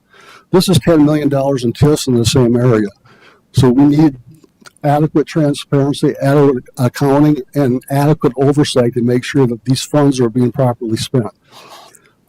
Now, back to the TIF agreement tonight's discussion. Section 7 says, developer understands that only improvements incurred for TIF eligible expenses as described and undertaken in the approved project plan, which are completed by the developer within 5 years of the date of the creation of this TIF 44, shall be eligible to be reimbursed via the pass-through of the proceeds of the positive tax increment from TIF 44. Section 12 of this agreement says, developer agrees to certify project costs in relation to the project to the city for reimbursement. So again, as in TIF 7, once the improvements are done, they're supposed to provide certification to the city. And 7 says it has to happen within 5 years. So within 5 years, we should know how much money needs to be reimbursed. And that would help the city plan for when we will foresee that a TIF are being spent. And then shouldn't this agreement state in section 12 needs to be provided shortly after the 5-year window? That should be in the agreement, that shortly after the 5-year window, we need to know how much actual project costs went for infrastructure. That should be in the agreement. And then it should also detail who received the item, when was it dispersed, and for what purpose. That's not in the agreement, it should be. And again, note section 6 gives the developer sole discretion. It seems this agreement is giving more advantage to the private party and the public party is at a disadvantage, which includes other restaurants that have to compete with the developer. Question, if this TIF main impact is to move business from existing South Dakota businesses to the TIF district, is it violating the requirement that economic development TIF provides for the general economic welfare for the state of South Dakota? Should economic development be required to produce new growth versus moving money from one pocket to another? That's another question I'm just asking. Those questions need to be addressed before making a vote on this agreement, as it appears our current TIF process lacks transparency, accountability, and oversight. And I want to work cooperatively with the city people, administration, and I'm working with the county administration. I want to make this process better, more transparent, and making sure that TIFs that need to be done are done, because if they are done and they are done right, they do benefit. Thank you. Okay, thank you. So we have a motion on second on that, right? Okay. Anyone else in the audience like to discuss this? Okay. All those in favor of the motion say aye. Aye. Opposed, same sign. Motion carries. Action to approve Agreement A 2025-67, Agreement for Rotational Towing Services. Who wants to take this one? Chief Goodley? Yes, this is an agreement for 2026 and 2027 with local tow companies. Very few changes from the agreement that was in place for the last 2 years. The one major change that was made with input from them, or the tow companies, was some clarifications on vehicles that we put on police hold. We've come up with a procedure on how we'll do that. I sent this out to them last week, and I've not heard anything back on it, so I assume they all agree with this. Second. A motion and a second. Further discussion? Would anyone in the audience like to discuss this? Okay, all those in favor of the motion say aye. Aye. Opposed, same sign. Motion carries. Action to approve Agreement A 2025-68 Tier 2 Non-Methane Organic Compound Emission Tests with Geotech Engineering and Testing Services, Inc. Mr. Schrader. Yep, Mr. Mayor, Council, the Department of Environment and Natural Resources requiring Tier 2 non-methane organic compound testing, emissions testing. Tests are required to ensure we are in compliance with our landfill permit with DANR. Test standards will be followed to ensure compliance. Staff recommends council approval of the agreement with Geotech Engineering and Testing Services, Inc. at the estimated amount of $8,185 and grant authorization for the mayor to sign. I can answer any questions you may have. Thank you. Move to approve. Motion by Mrs. Starks. Second. Second by Mr. Goldhammer. Further discussion? Would anyone in the audience like to discuss this? All those in favor of the motion say aye. Aye. Opposed, same sign. Motion carries. Action to approve Resolution R 2025-74, plot of Track A in Julie's edition as shown on the agenda. Mr. Jenigas. Mr. Mayor, Council, Planning Commission recommended approval of this unanimously. This is in the ETJ, but it's outside city limits. Company has to hear this as well. They'll hear at their November meetings. Applicant is platting out some land to sell for an acreage. It meets zoning requirements. I can answer any questions that you have. Where is Julie's edition? Out on West Havens, across from Scott's Supply. Scott's Supply. Move to approve. Motion by Mr. McCardle. Second. Second by Mr. Goldhammer. Further discussion? Would anyone in the audience like to discuss this? All those in favor of the motion say aye. Aye. Opposed, same sign. Motion carries. Action to approve Resolution R 2025, plot of Track 1 in Verna Hofer's edition, and the rest is shown on the agenda. Mr. Jenigas. Mr. Mayor, Council, Planning Commission recommended approval of this unanimously. This is outside city limits and ETJ, but within the 3 miles, so the city has to hear this as well. This is the county zoning jurisdiction. They're going to be selling this as an acreage as well. County will hear this at their November meetings. I can answer any questions that you have. Motion approved. Second. Motion by Mr. Sabers, second by Mr. Goldhammer. Further discussion? Would anyone in the audience like to discuss this? All those in favor of the motion say aye. Aye. Opposed, same sign. Motion carries. Action to approve Resolution R 2025-76, plot of lot 14C, Block 14, Morning View Edition. Mr. Jenigas. Mr. Mayor, Council, Planning Commission recommended approval of this unanimously. The applicant is combining 4 existing parcels into one lot for taxation and assessment purposes. I can answer any questions that you have. Move to approve. Motion by Mr. McCardle, second by Mr. Bethke. Further discussion? Would anyone in the audience like to discuss this? Okay. All those in favor of the motion say aye. Aye. Opposed, same sign. Motion carries. Action to approve Resolution R 2025-77, plot of Lot 1 in Brunson edition, and the rest is shown in the agenda. Mr. Jenigas. Mr. Mayor, Council, Planning Commission recommended approval of this unanimously. The south part of this is actually part of the ETJ. The north part is county zoning jurisdiction. The applicant is the applicant would like to plat this out so he can put an addition on his house. He's purchasing the land to the east of this, so that way he doesn't have to have any variances with it. County will hear this at their November meetings. I can answer any questions that you have. Motion by Mr. Smith, second by Mr. Bathke. Further discussion? Would anyone in the audience like to discuss this? Okay, all those in favor of the motion say aye. Aye. Opposed, same sign. Motion carries. Second reading on ordinance 2025, rezoning of the lot 5 shown on the agenda. Mr. Jenigas.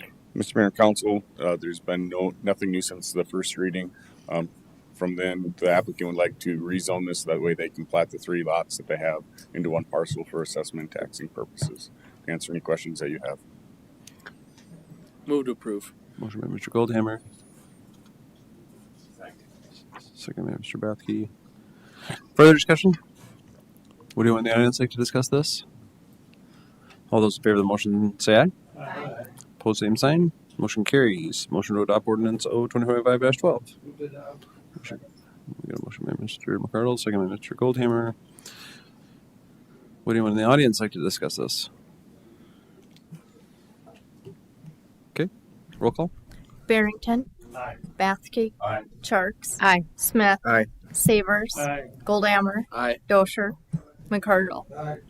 Motion carries. Second reading on ordinance 2025-13, amending CJM second edition planned unit development district. Mr. Jenigas. Mr. Mayor and Council, with the approval of the previous ordinance, we have to take this piece of property out of CJM second edition. There's been nothing new since first reading. I can answer any questions that you have. Move to approve. Motion by Mr. Goldhammer. Second. Second by Mr. Barrington. Further discussion? Would anyone in the audience like to discuss this? Okay, all those in favor of the motion say aye. Aye. Opposed, same sign. Motion carries. Motion to adopt ordinance 2025-13. Move to second. Motion in a second. Would anyone in the audience like to discuss this? All right, roll call. Charks. Aye. Smith. Aye. Savers. Aye. Goldammer. Aye. Dosher. McCardle. Barrington. Bathke. Jeez, you guys are rolling on that one. All right, second reading ordinance 2025-14, fireworks for New Year's. Mr. Johnson. All right, same ordinance that we had at first reading. Again, this would open up the exception for fireworks in similar manner that we have around the July 4th holiday right now. This would open it up around the New Year's holiday, December 30th, December 31st, and January 1st. Move to place on second reading. Second. You got a motion and a second. Further discussion? Anyone in the audience like to discuss this? Okay, all those in favor of the motion say aye. Aye. Opposed, same sign. Motion carries. Motion to adopt ordinance 2025-14. Move to adopt. Second. Motion and a second. Are you keeping up over there? Yeah. All right. Would anyone in the audience like to discuss this? Put that on the meeting. Anyone in the audience? Okay. Roll call. Savers. Aye. Goldammer. Aye. Dosher. McCardle. Barrington. Aye. Bathke. Aye. Charks. Aye. Smith. Aye.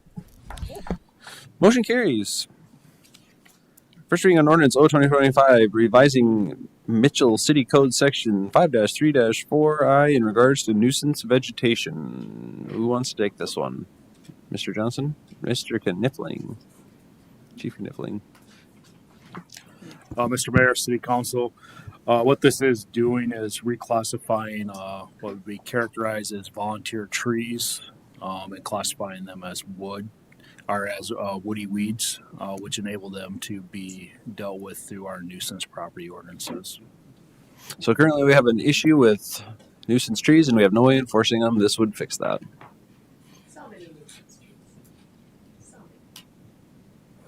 Volunteers around the house. Looking for a motion.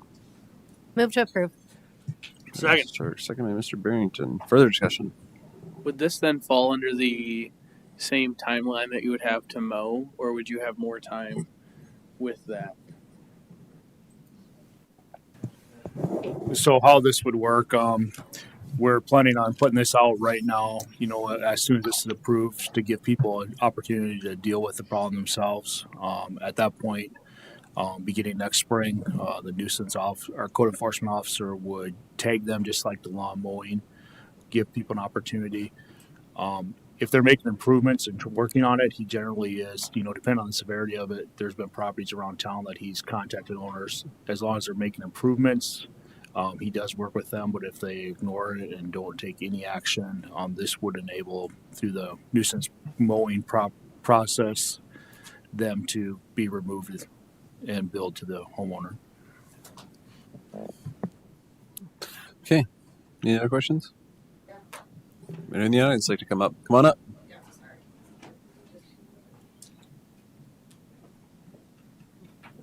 Just like a little clarification. Can you state your name real quick? I'm sorry, I'm Heather Darrington. Just like a little clarification, does that just require you to cut them down and maybe put the gel on them so they don't grow back, or do you have to dig them up? All this would be allowing them to be done is cut. That'll be something that'll have to be addressed through the mowing contract. That'll be rebid. I would not recommend that we do anything to kill them. That would still be the homeowner's responsibility to seek a long-term solution to the problem. This would be a short-term solution that would clean up the properties, make them more attractive. So basically just cutting them back. Yep. Okay, sorry. Just Okay, thank you. Anyone else in the audience? Okay. I think, sorry, it's something else. I just, my only concern with this is that just making sure that we're giving people the opportunity to address the issue. I know I had a couple people reach out to me about that with mowing, most people have a mower available and can go out and do that quickly. But with tree removal, sometimes you have to hire a company because you don't have the capability to do it yourself. And so that would be my only concern with this. Okay. Anything else? Okay. All those in favor of the motion say aye. Aye. Opposed, same sign. Aye. Motion carries. First reading on Ordinance O 2025-15, 2026 Annual Appropriation Ordinance. Ms. Owen. Mayor and Council, this is the first reading on the 2026 annual budget.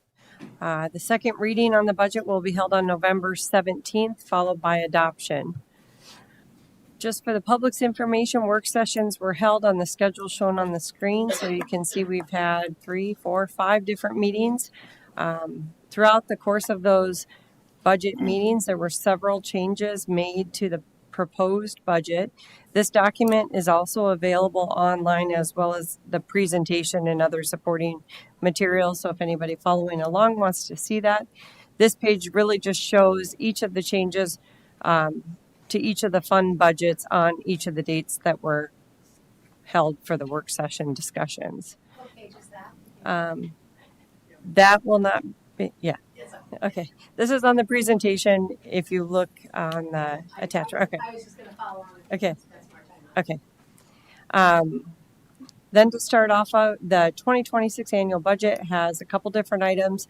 I won't go into great detail on everything because we have reviewed that as part of the budget hearings, but I will do a higher level overview.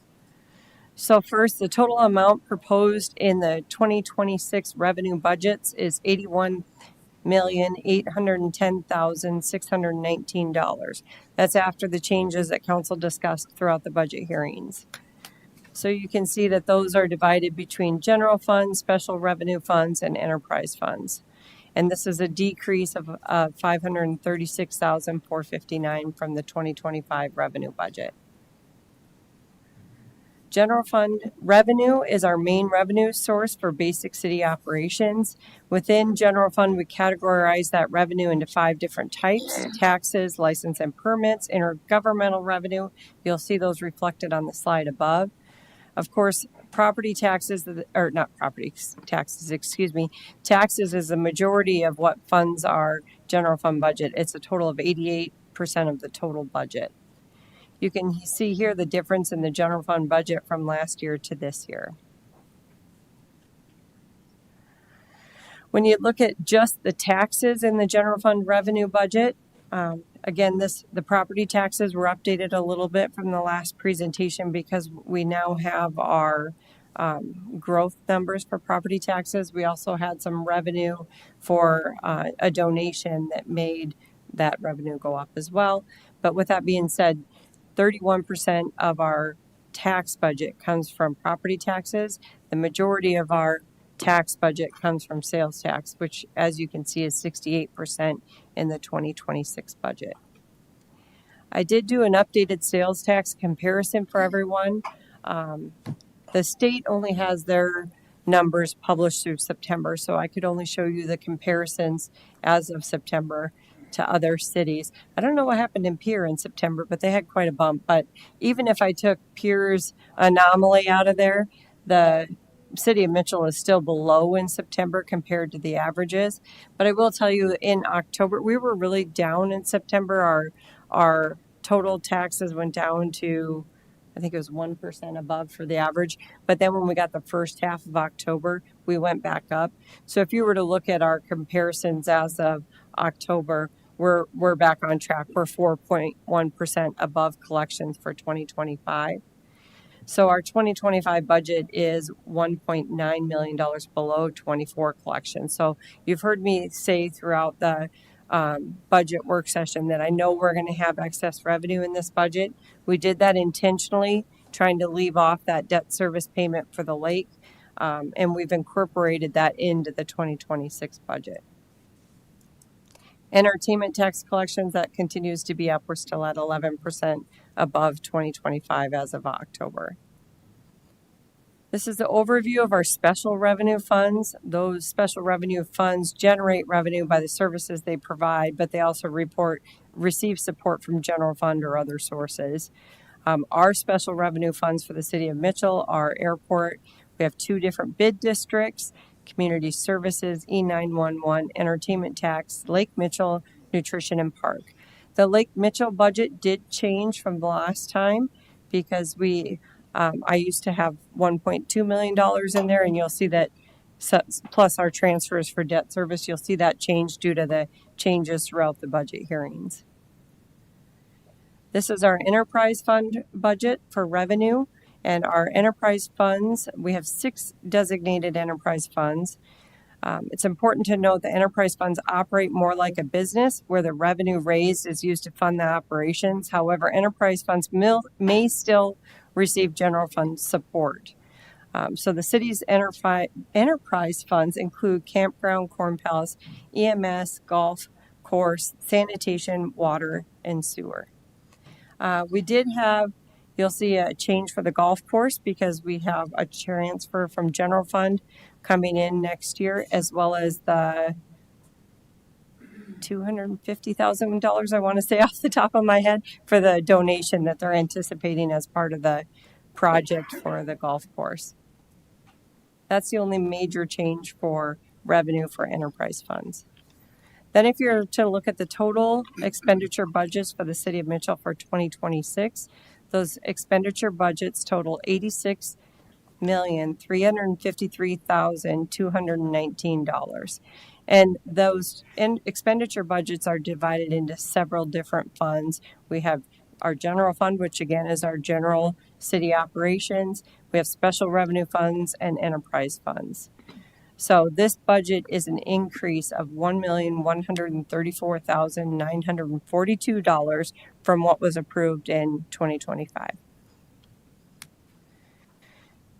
General fund is where tax-supported city services and the majority of those basic city operations are funded. This did change due to some changes during the budget hearings. So now the 2026 proposed general fund budget is $35,060,456, which is still about $5.7 million higher than 2025.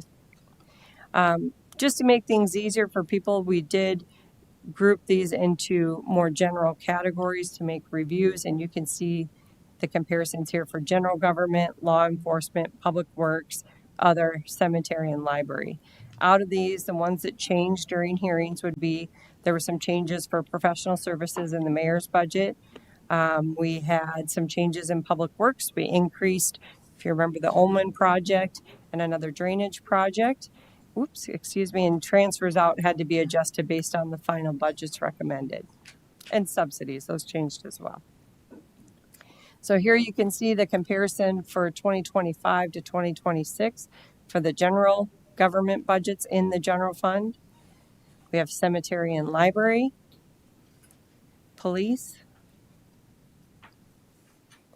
fire district, or excuse me, not fire district, the fire department, excuse me.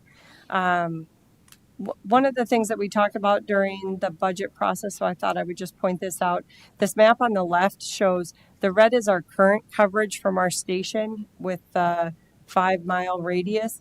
If you were to add the new station that's proposed to be located by the former water treatment plant, those blue lines are added. So you can see that it really extends our coverage to the north and to the west, but it still allows them to reach the south end of town within the preferred response time.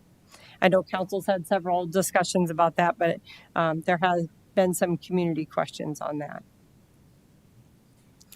Public Works, you can see the biggest changes here, street and sidewalk construction. We have a couple major projects in there, and we have some storm drainage projects that are resulting in those budget increases under Public Works. And then our other uses for general fund, we have our subsidies in 2025 was 448, in 2026 is 381. Contingency is the same as last year. Debt service is very similar. Our transfers out actually went down because we've reduced the transfer to the lake fund. And here you can see those transfers out of general fund, what they were last year compared to this year, where the Corn Palace transfer in 2025 is for the seat replacement project that council approved. You can see Golf Fund, we added the $417,000 to do the 5-hole short course. Make sure I say that right. And the rest of those, just the Park Fund was adjusted to match the projects as council made those changes. Subsidies, you spent a whole work session on that, so I won't go into that in great detail, but this sheet shows what their 2025 level was, what the 2026 application level was, as well as the 2026 annual budget as proposed by council. When you look at the special revenue fund expenditure budgets, you can see those here. We really didn't have any changes to these. I did have a minor correction in, I think, revenue for community services, but there's no changes to community services or to airport.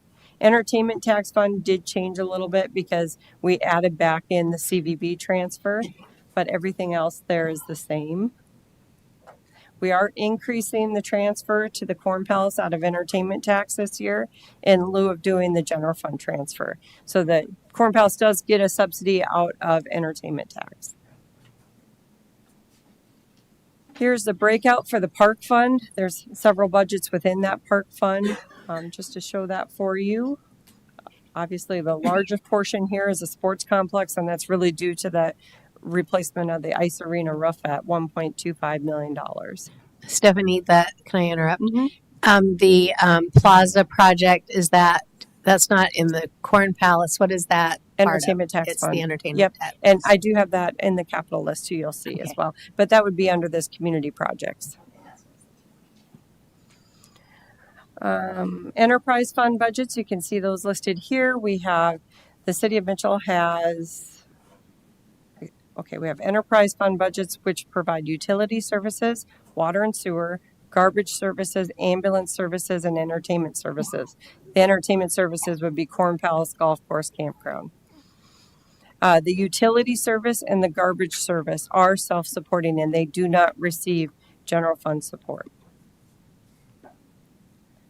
Here you can see the changes in the enterprise fund budgets. The red would be the 2026 and the yellow would be the 2025.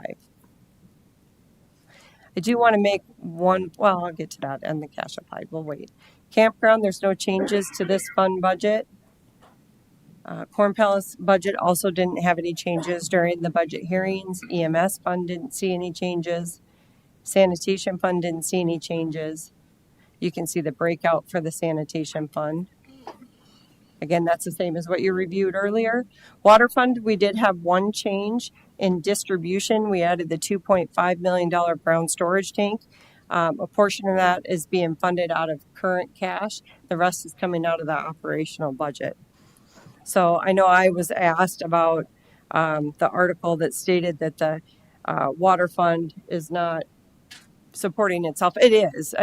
The revenue we bring in covers all of the operations plus half of the cost of that new building. We're just using dedicated reserves towards the other part of that building. There's your breakout of the water fund budgets. In our wastewater fund, there was no changes to that one.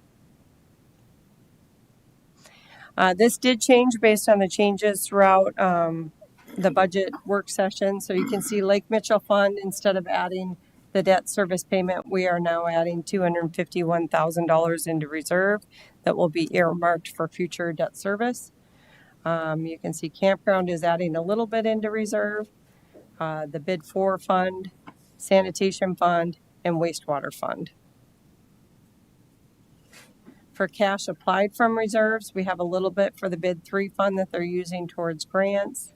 We have the nutrition fund, EMS fund, entertainment tax fund. This is out of dedicated reserves and some undedicated reserves. I'll show that in a minute.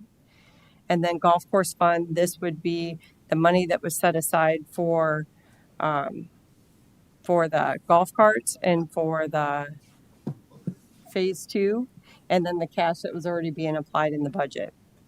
Water fund, that's going towards the construction of the building at the ground storage tank.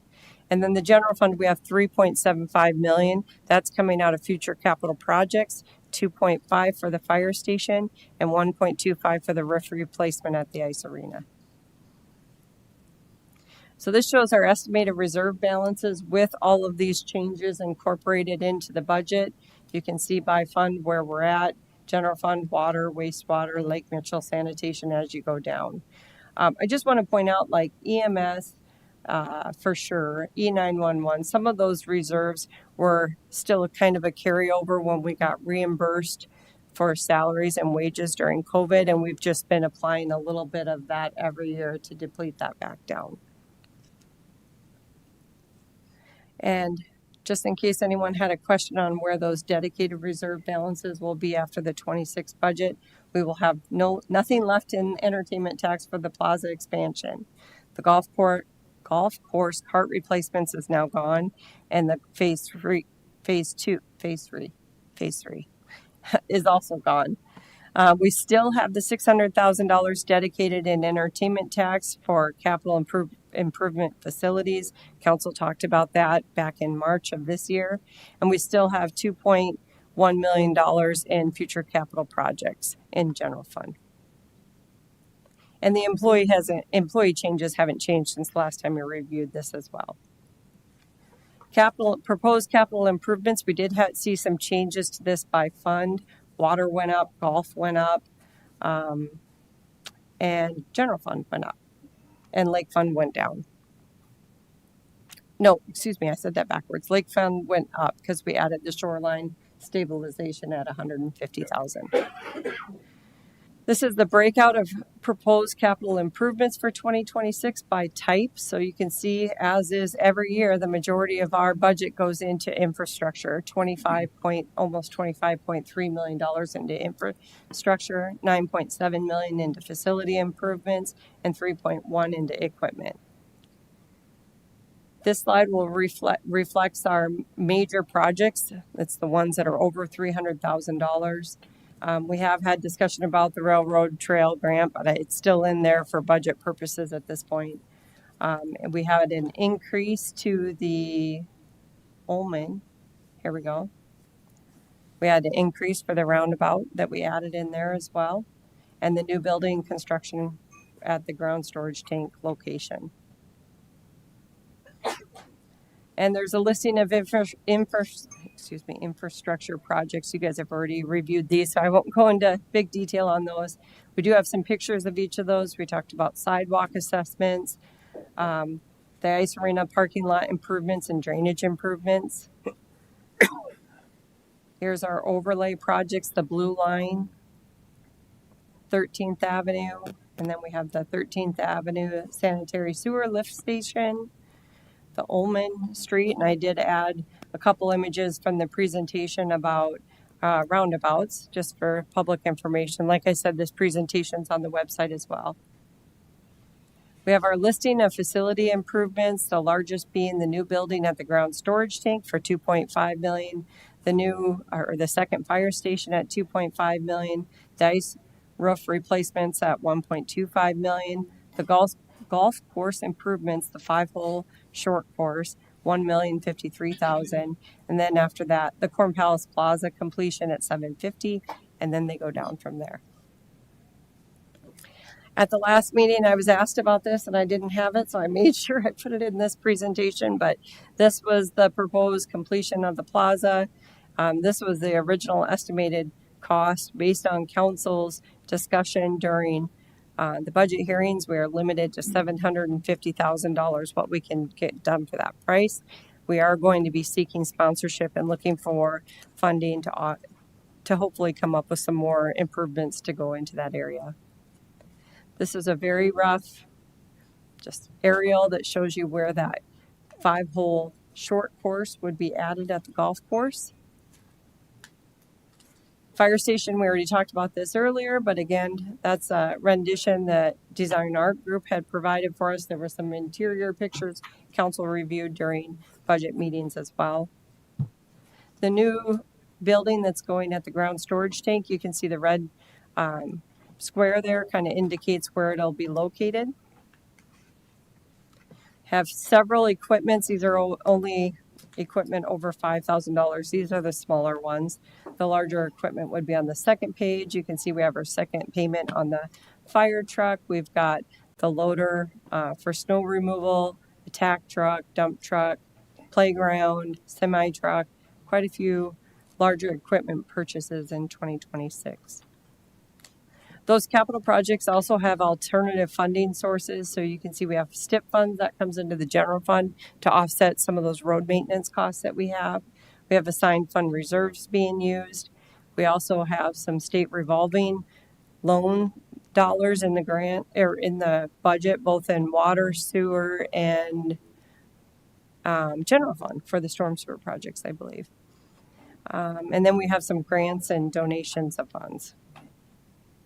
The largest amount of that looks like a whole lot when you look at the $11.2 million. The majority of that is that airport grant that we're working with. So this slide has been updated from last time. It shows where we currently are with our engineering and professional services or studies. We've got retail recruitment at $50,000. Now that we know the amount for the Lake Mitchell 50% probable maximum flood assessment, it's at $98,500. We have a storm sewer study. We're designing 6th Avenue. You can see that, and the state water plan update. We had a sewer plan update too. I'm not showing that on here. I'll have to update that. Can you go back real quick?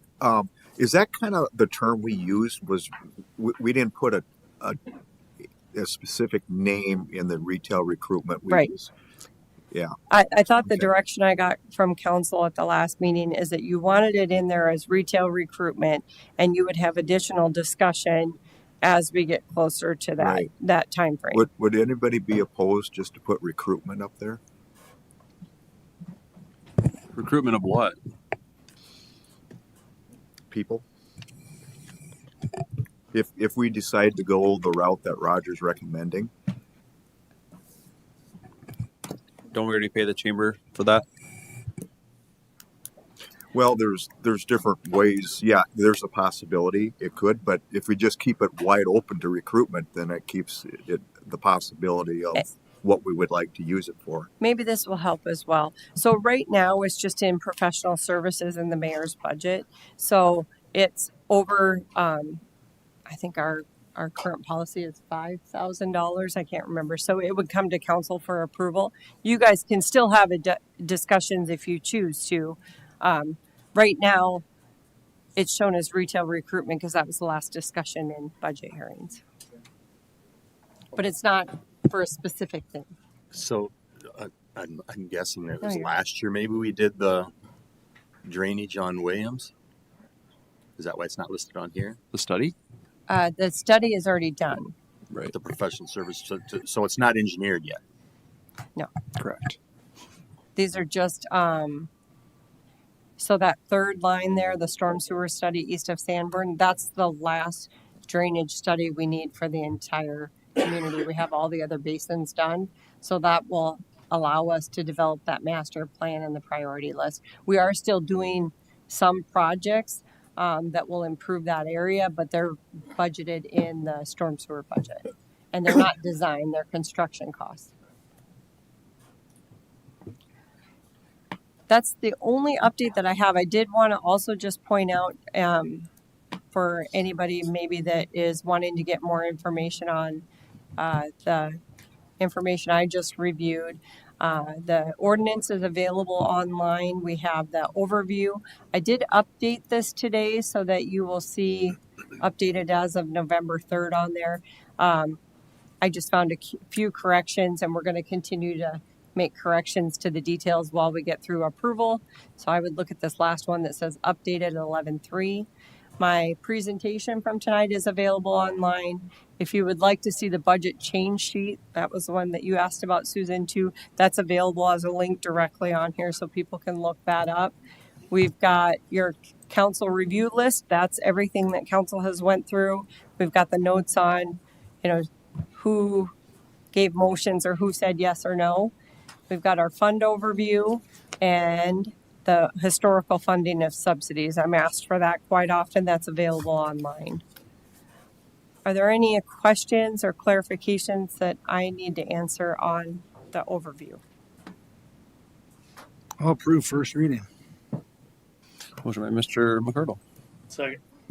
Second by Mr. Barrington. I was going to ask a real quick question to Joe. Have we started the Houston flood study yet, Joe?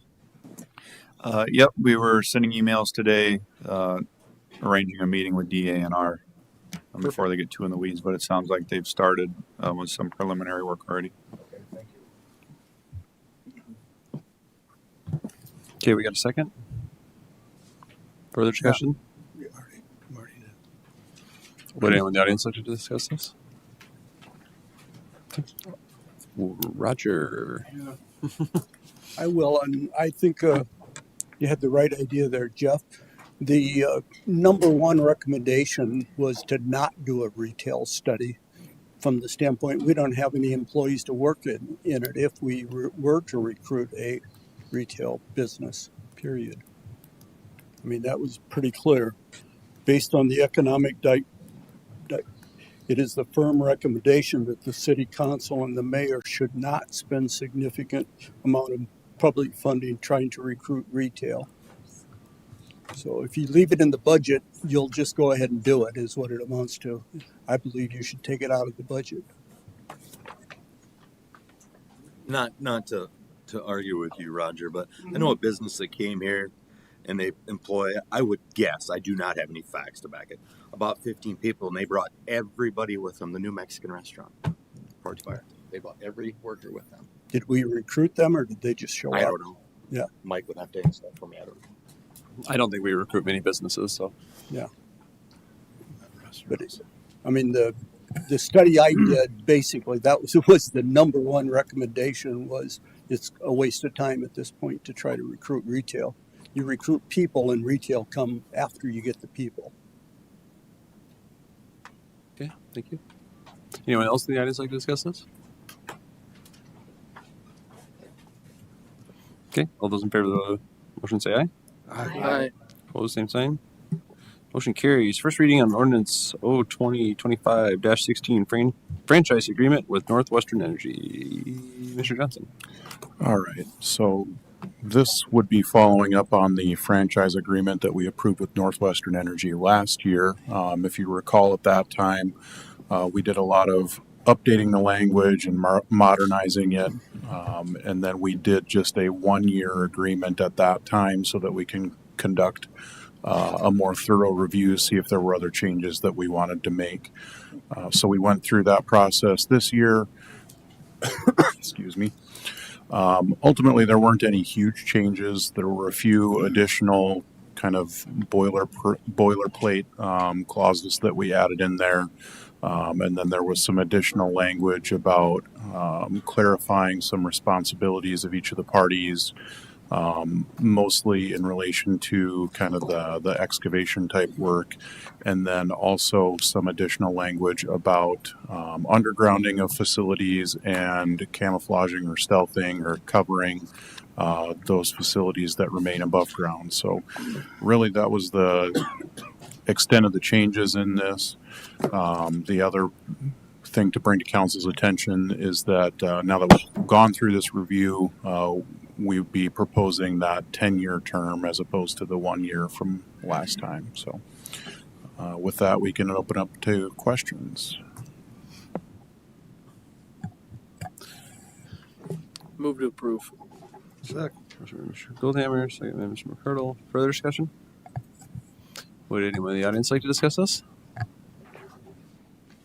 All those in favor of the motion say aye. Aye. Opposed, same sign. Motion carries. Review of South Dakota open meetings materials, Mr. Johnson. All right, nothing like sticking this at the end of the agenda, so we'll try to get through this. So, Stephanie, I don't know if you have the presentation on. I do. I can't click on it. There we go. All right. So this would be your presentation on the open meeting laws in South Dakota. Just a reminder to council that this is now required after the legislative session earlier this year, which requires cities to perform this review of the Attorney General's explanation on an annual basis and note that in their minutes. I did include with the packet the full Attorneys General open meeting brochure. I went ahead and I clipped that into single page format because having it in their brochure format doesn't fit on the screen very well and the pages are all mixed up. So hopefully that should be a little bit easier for everybody to follow. But so we'll get into it. Just a few basics to start off. South Dakota political subdivisions exercising sovereign power are required to follow the state's open meeting laws. This includes ensuring official meetings are open to the public, providing adequate public notice for those meetings, and allowing public comment periods at those official meetings. We're going to be highlighting a few of the issues that are covered in that brochure, but we're not covering them in the same depth that's included in the brochure. So you'll want to refer to those if you've got any questions that come up. Of course, you can always ask me questions too. So who must follow the open meeting laws in South Dakota? That is any political subdivision of South Dakota which can exercise sovereign power. So that's any public body of the city that has authority to exercise sovereign power, such as implementing taxes, creating regulations, imposing penalties. All of those boards need to follow the South Dakota open meeting laws. Public bodies that are advisory only are not required to comply with the open meeting laws. So each public body that the city has that sovereign power must review these annually. So you guys are just the first ones to get the presentation. So what are open meetings? The open meetings include all official meetings of the political subdivision. This is when a quorum of members are present and official business or policy of the public body is discussed or decided. Open meetings include in-person meetings, but can also include teleconference, group text, group emails that include a quorum where official business or public policy of the political subdivision is discussed or decided. Notification of the public. Generally, political subdivision is required to post a notice for an official meeting at least 24 hours in advance.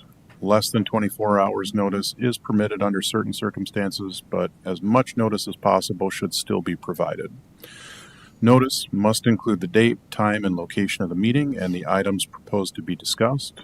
The notice must be posted at the political subdivision's principal office and on its official website. It must also be delivered to all local news media that have asked to be notified. Political subdivision is also required to provide meeting materials on its website at least 24 hours in advance or when the materials are provided to the board members, whichever is later. Public is entitled to participate in open meetings and may record the official meetings if the recording is reasonable, obvious, and not disruptive. Political subdivision must also allow public comment at official meetings, except for those held exclusively for certain purposes, which they list those out in the brochure. We're not going to get into those tonight. Political subdivision may limit public comment as to the time allowed for each topic and as to the total time allowed for public comment. Public is not entitled to attend or participate in political subdivision's executive sessions. So when can a meeting be closed? Political subdivision can hold private executive sessions that are closed to the public and media. South Dakota Codified Law Section 1-25-2 provides several categories of discussions that may be done in executive session. There's a few other statutes that would allow for it. We're not going to get into that. Executive session may also be held when the federal or state constitution or federal or state statutes require or permit it. To enter executive session, the political subdivision must make a motion to enter executive session and cite the statute that applies to the discussions to be held. Discussions in executive session are limited to the cited statute. No action may be taken during executive session. Any action to be taken relative to matters discussed in executive session must be done once the political subdivision has returned to open session. And with that, that's all we're going to run through here tonight. Again, the Attorney General's brochure has a little bit more detail on the topics that we discussed here tonight. It covers a few things that we didn't get into that are more geared towards the public and Open Meetings Commission type matters. So with that, we'll open it up to questions, and if there are none, that's the end. Any questions? All right, then we're adjourned.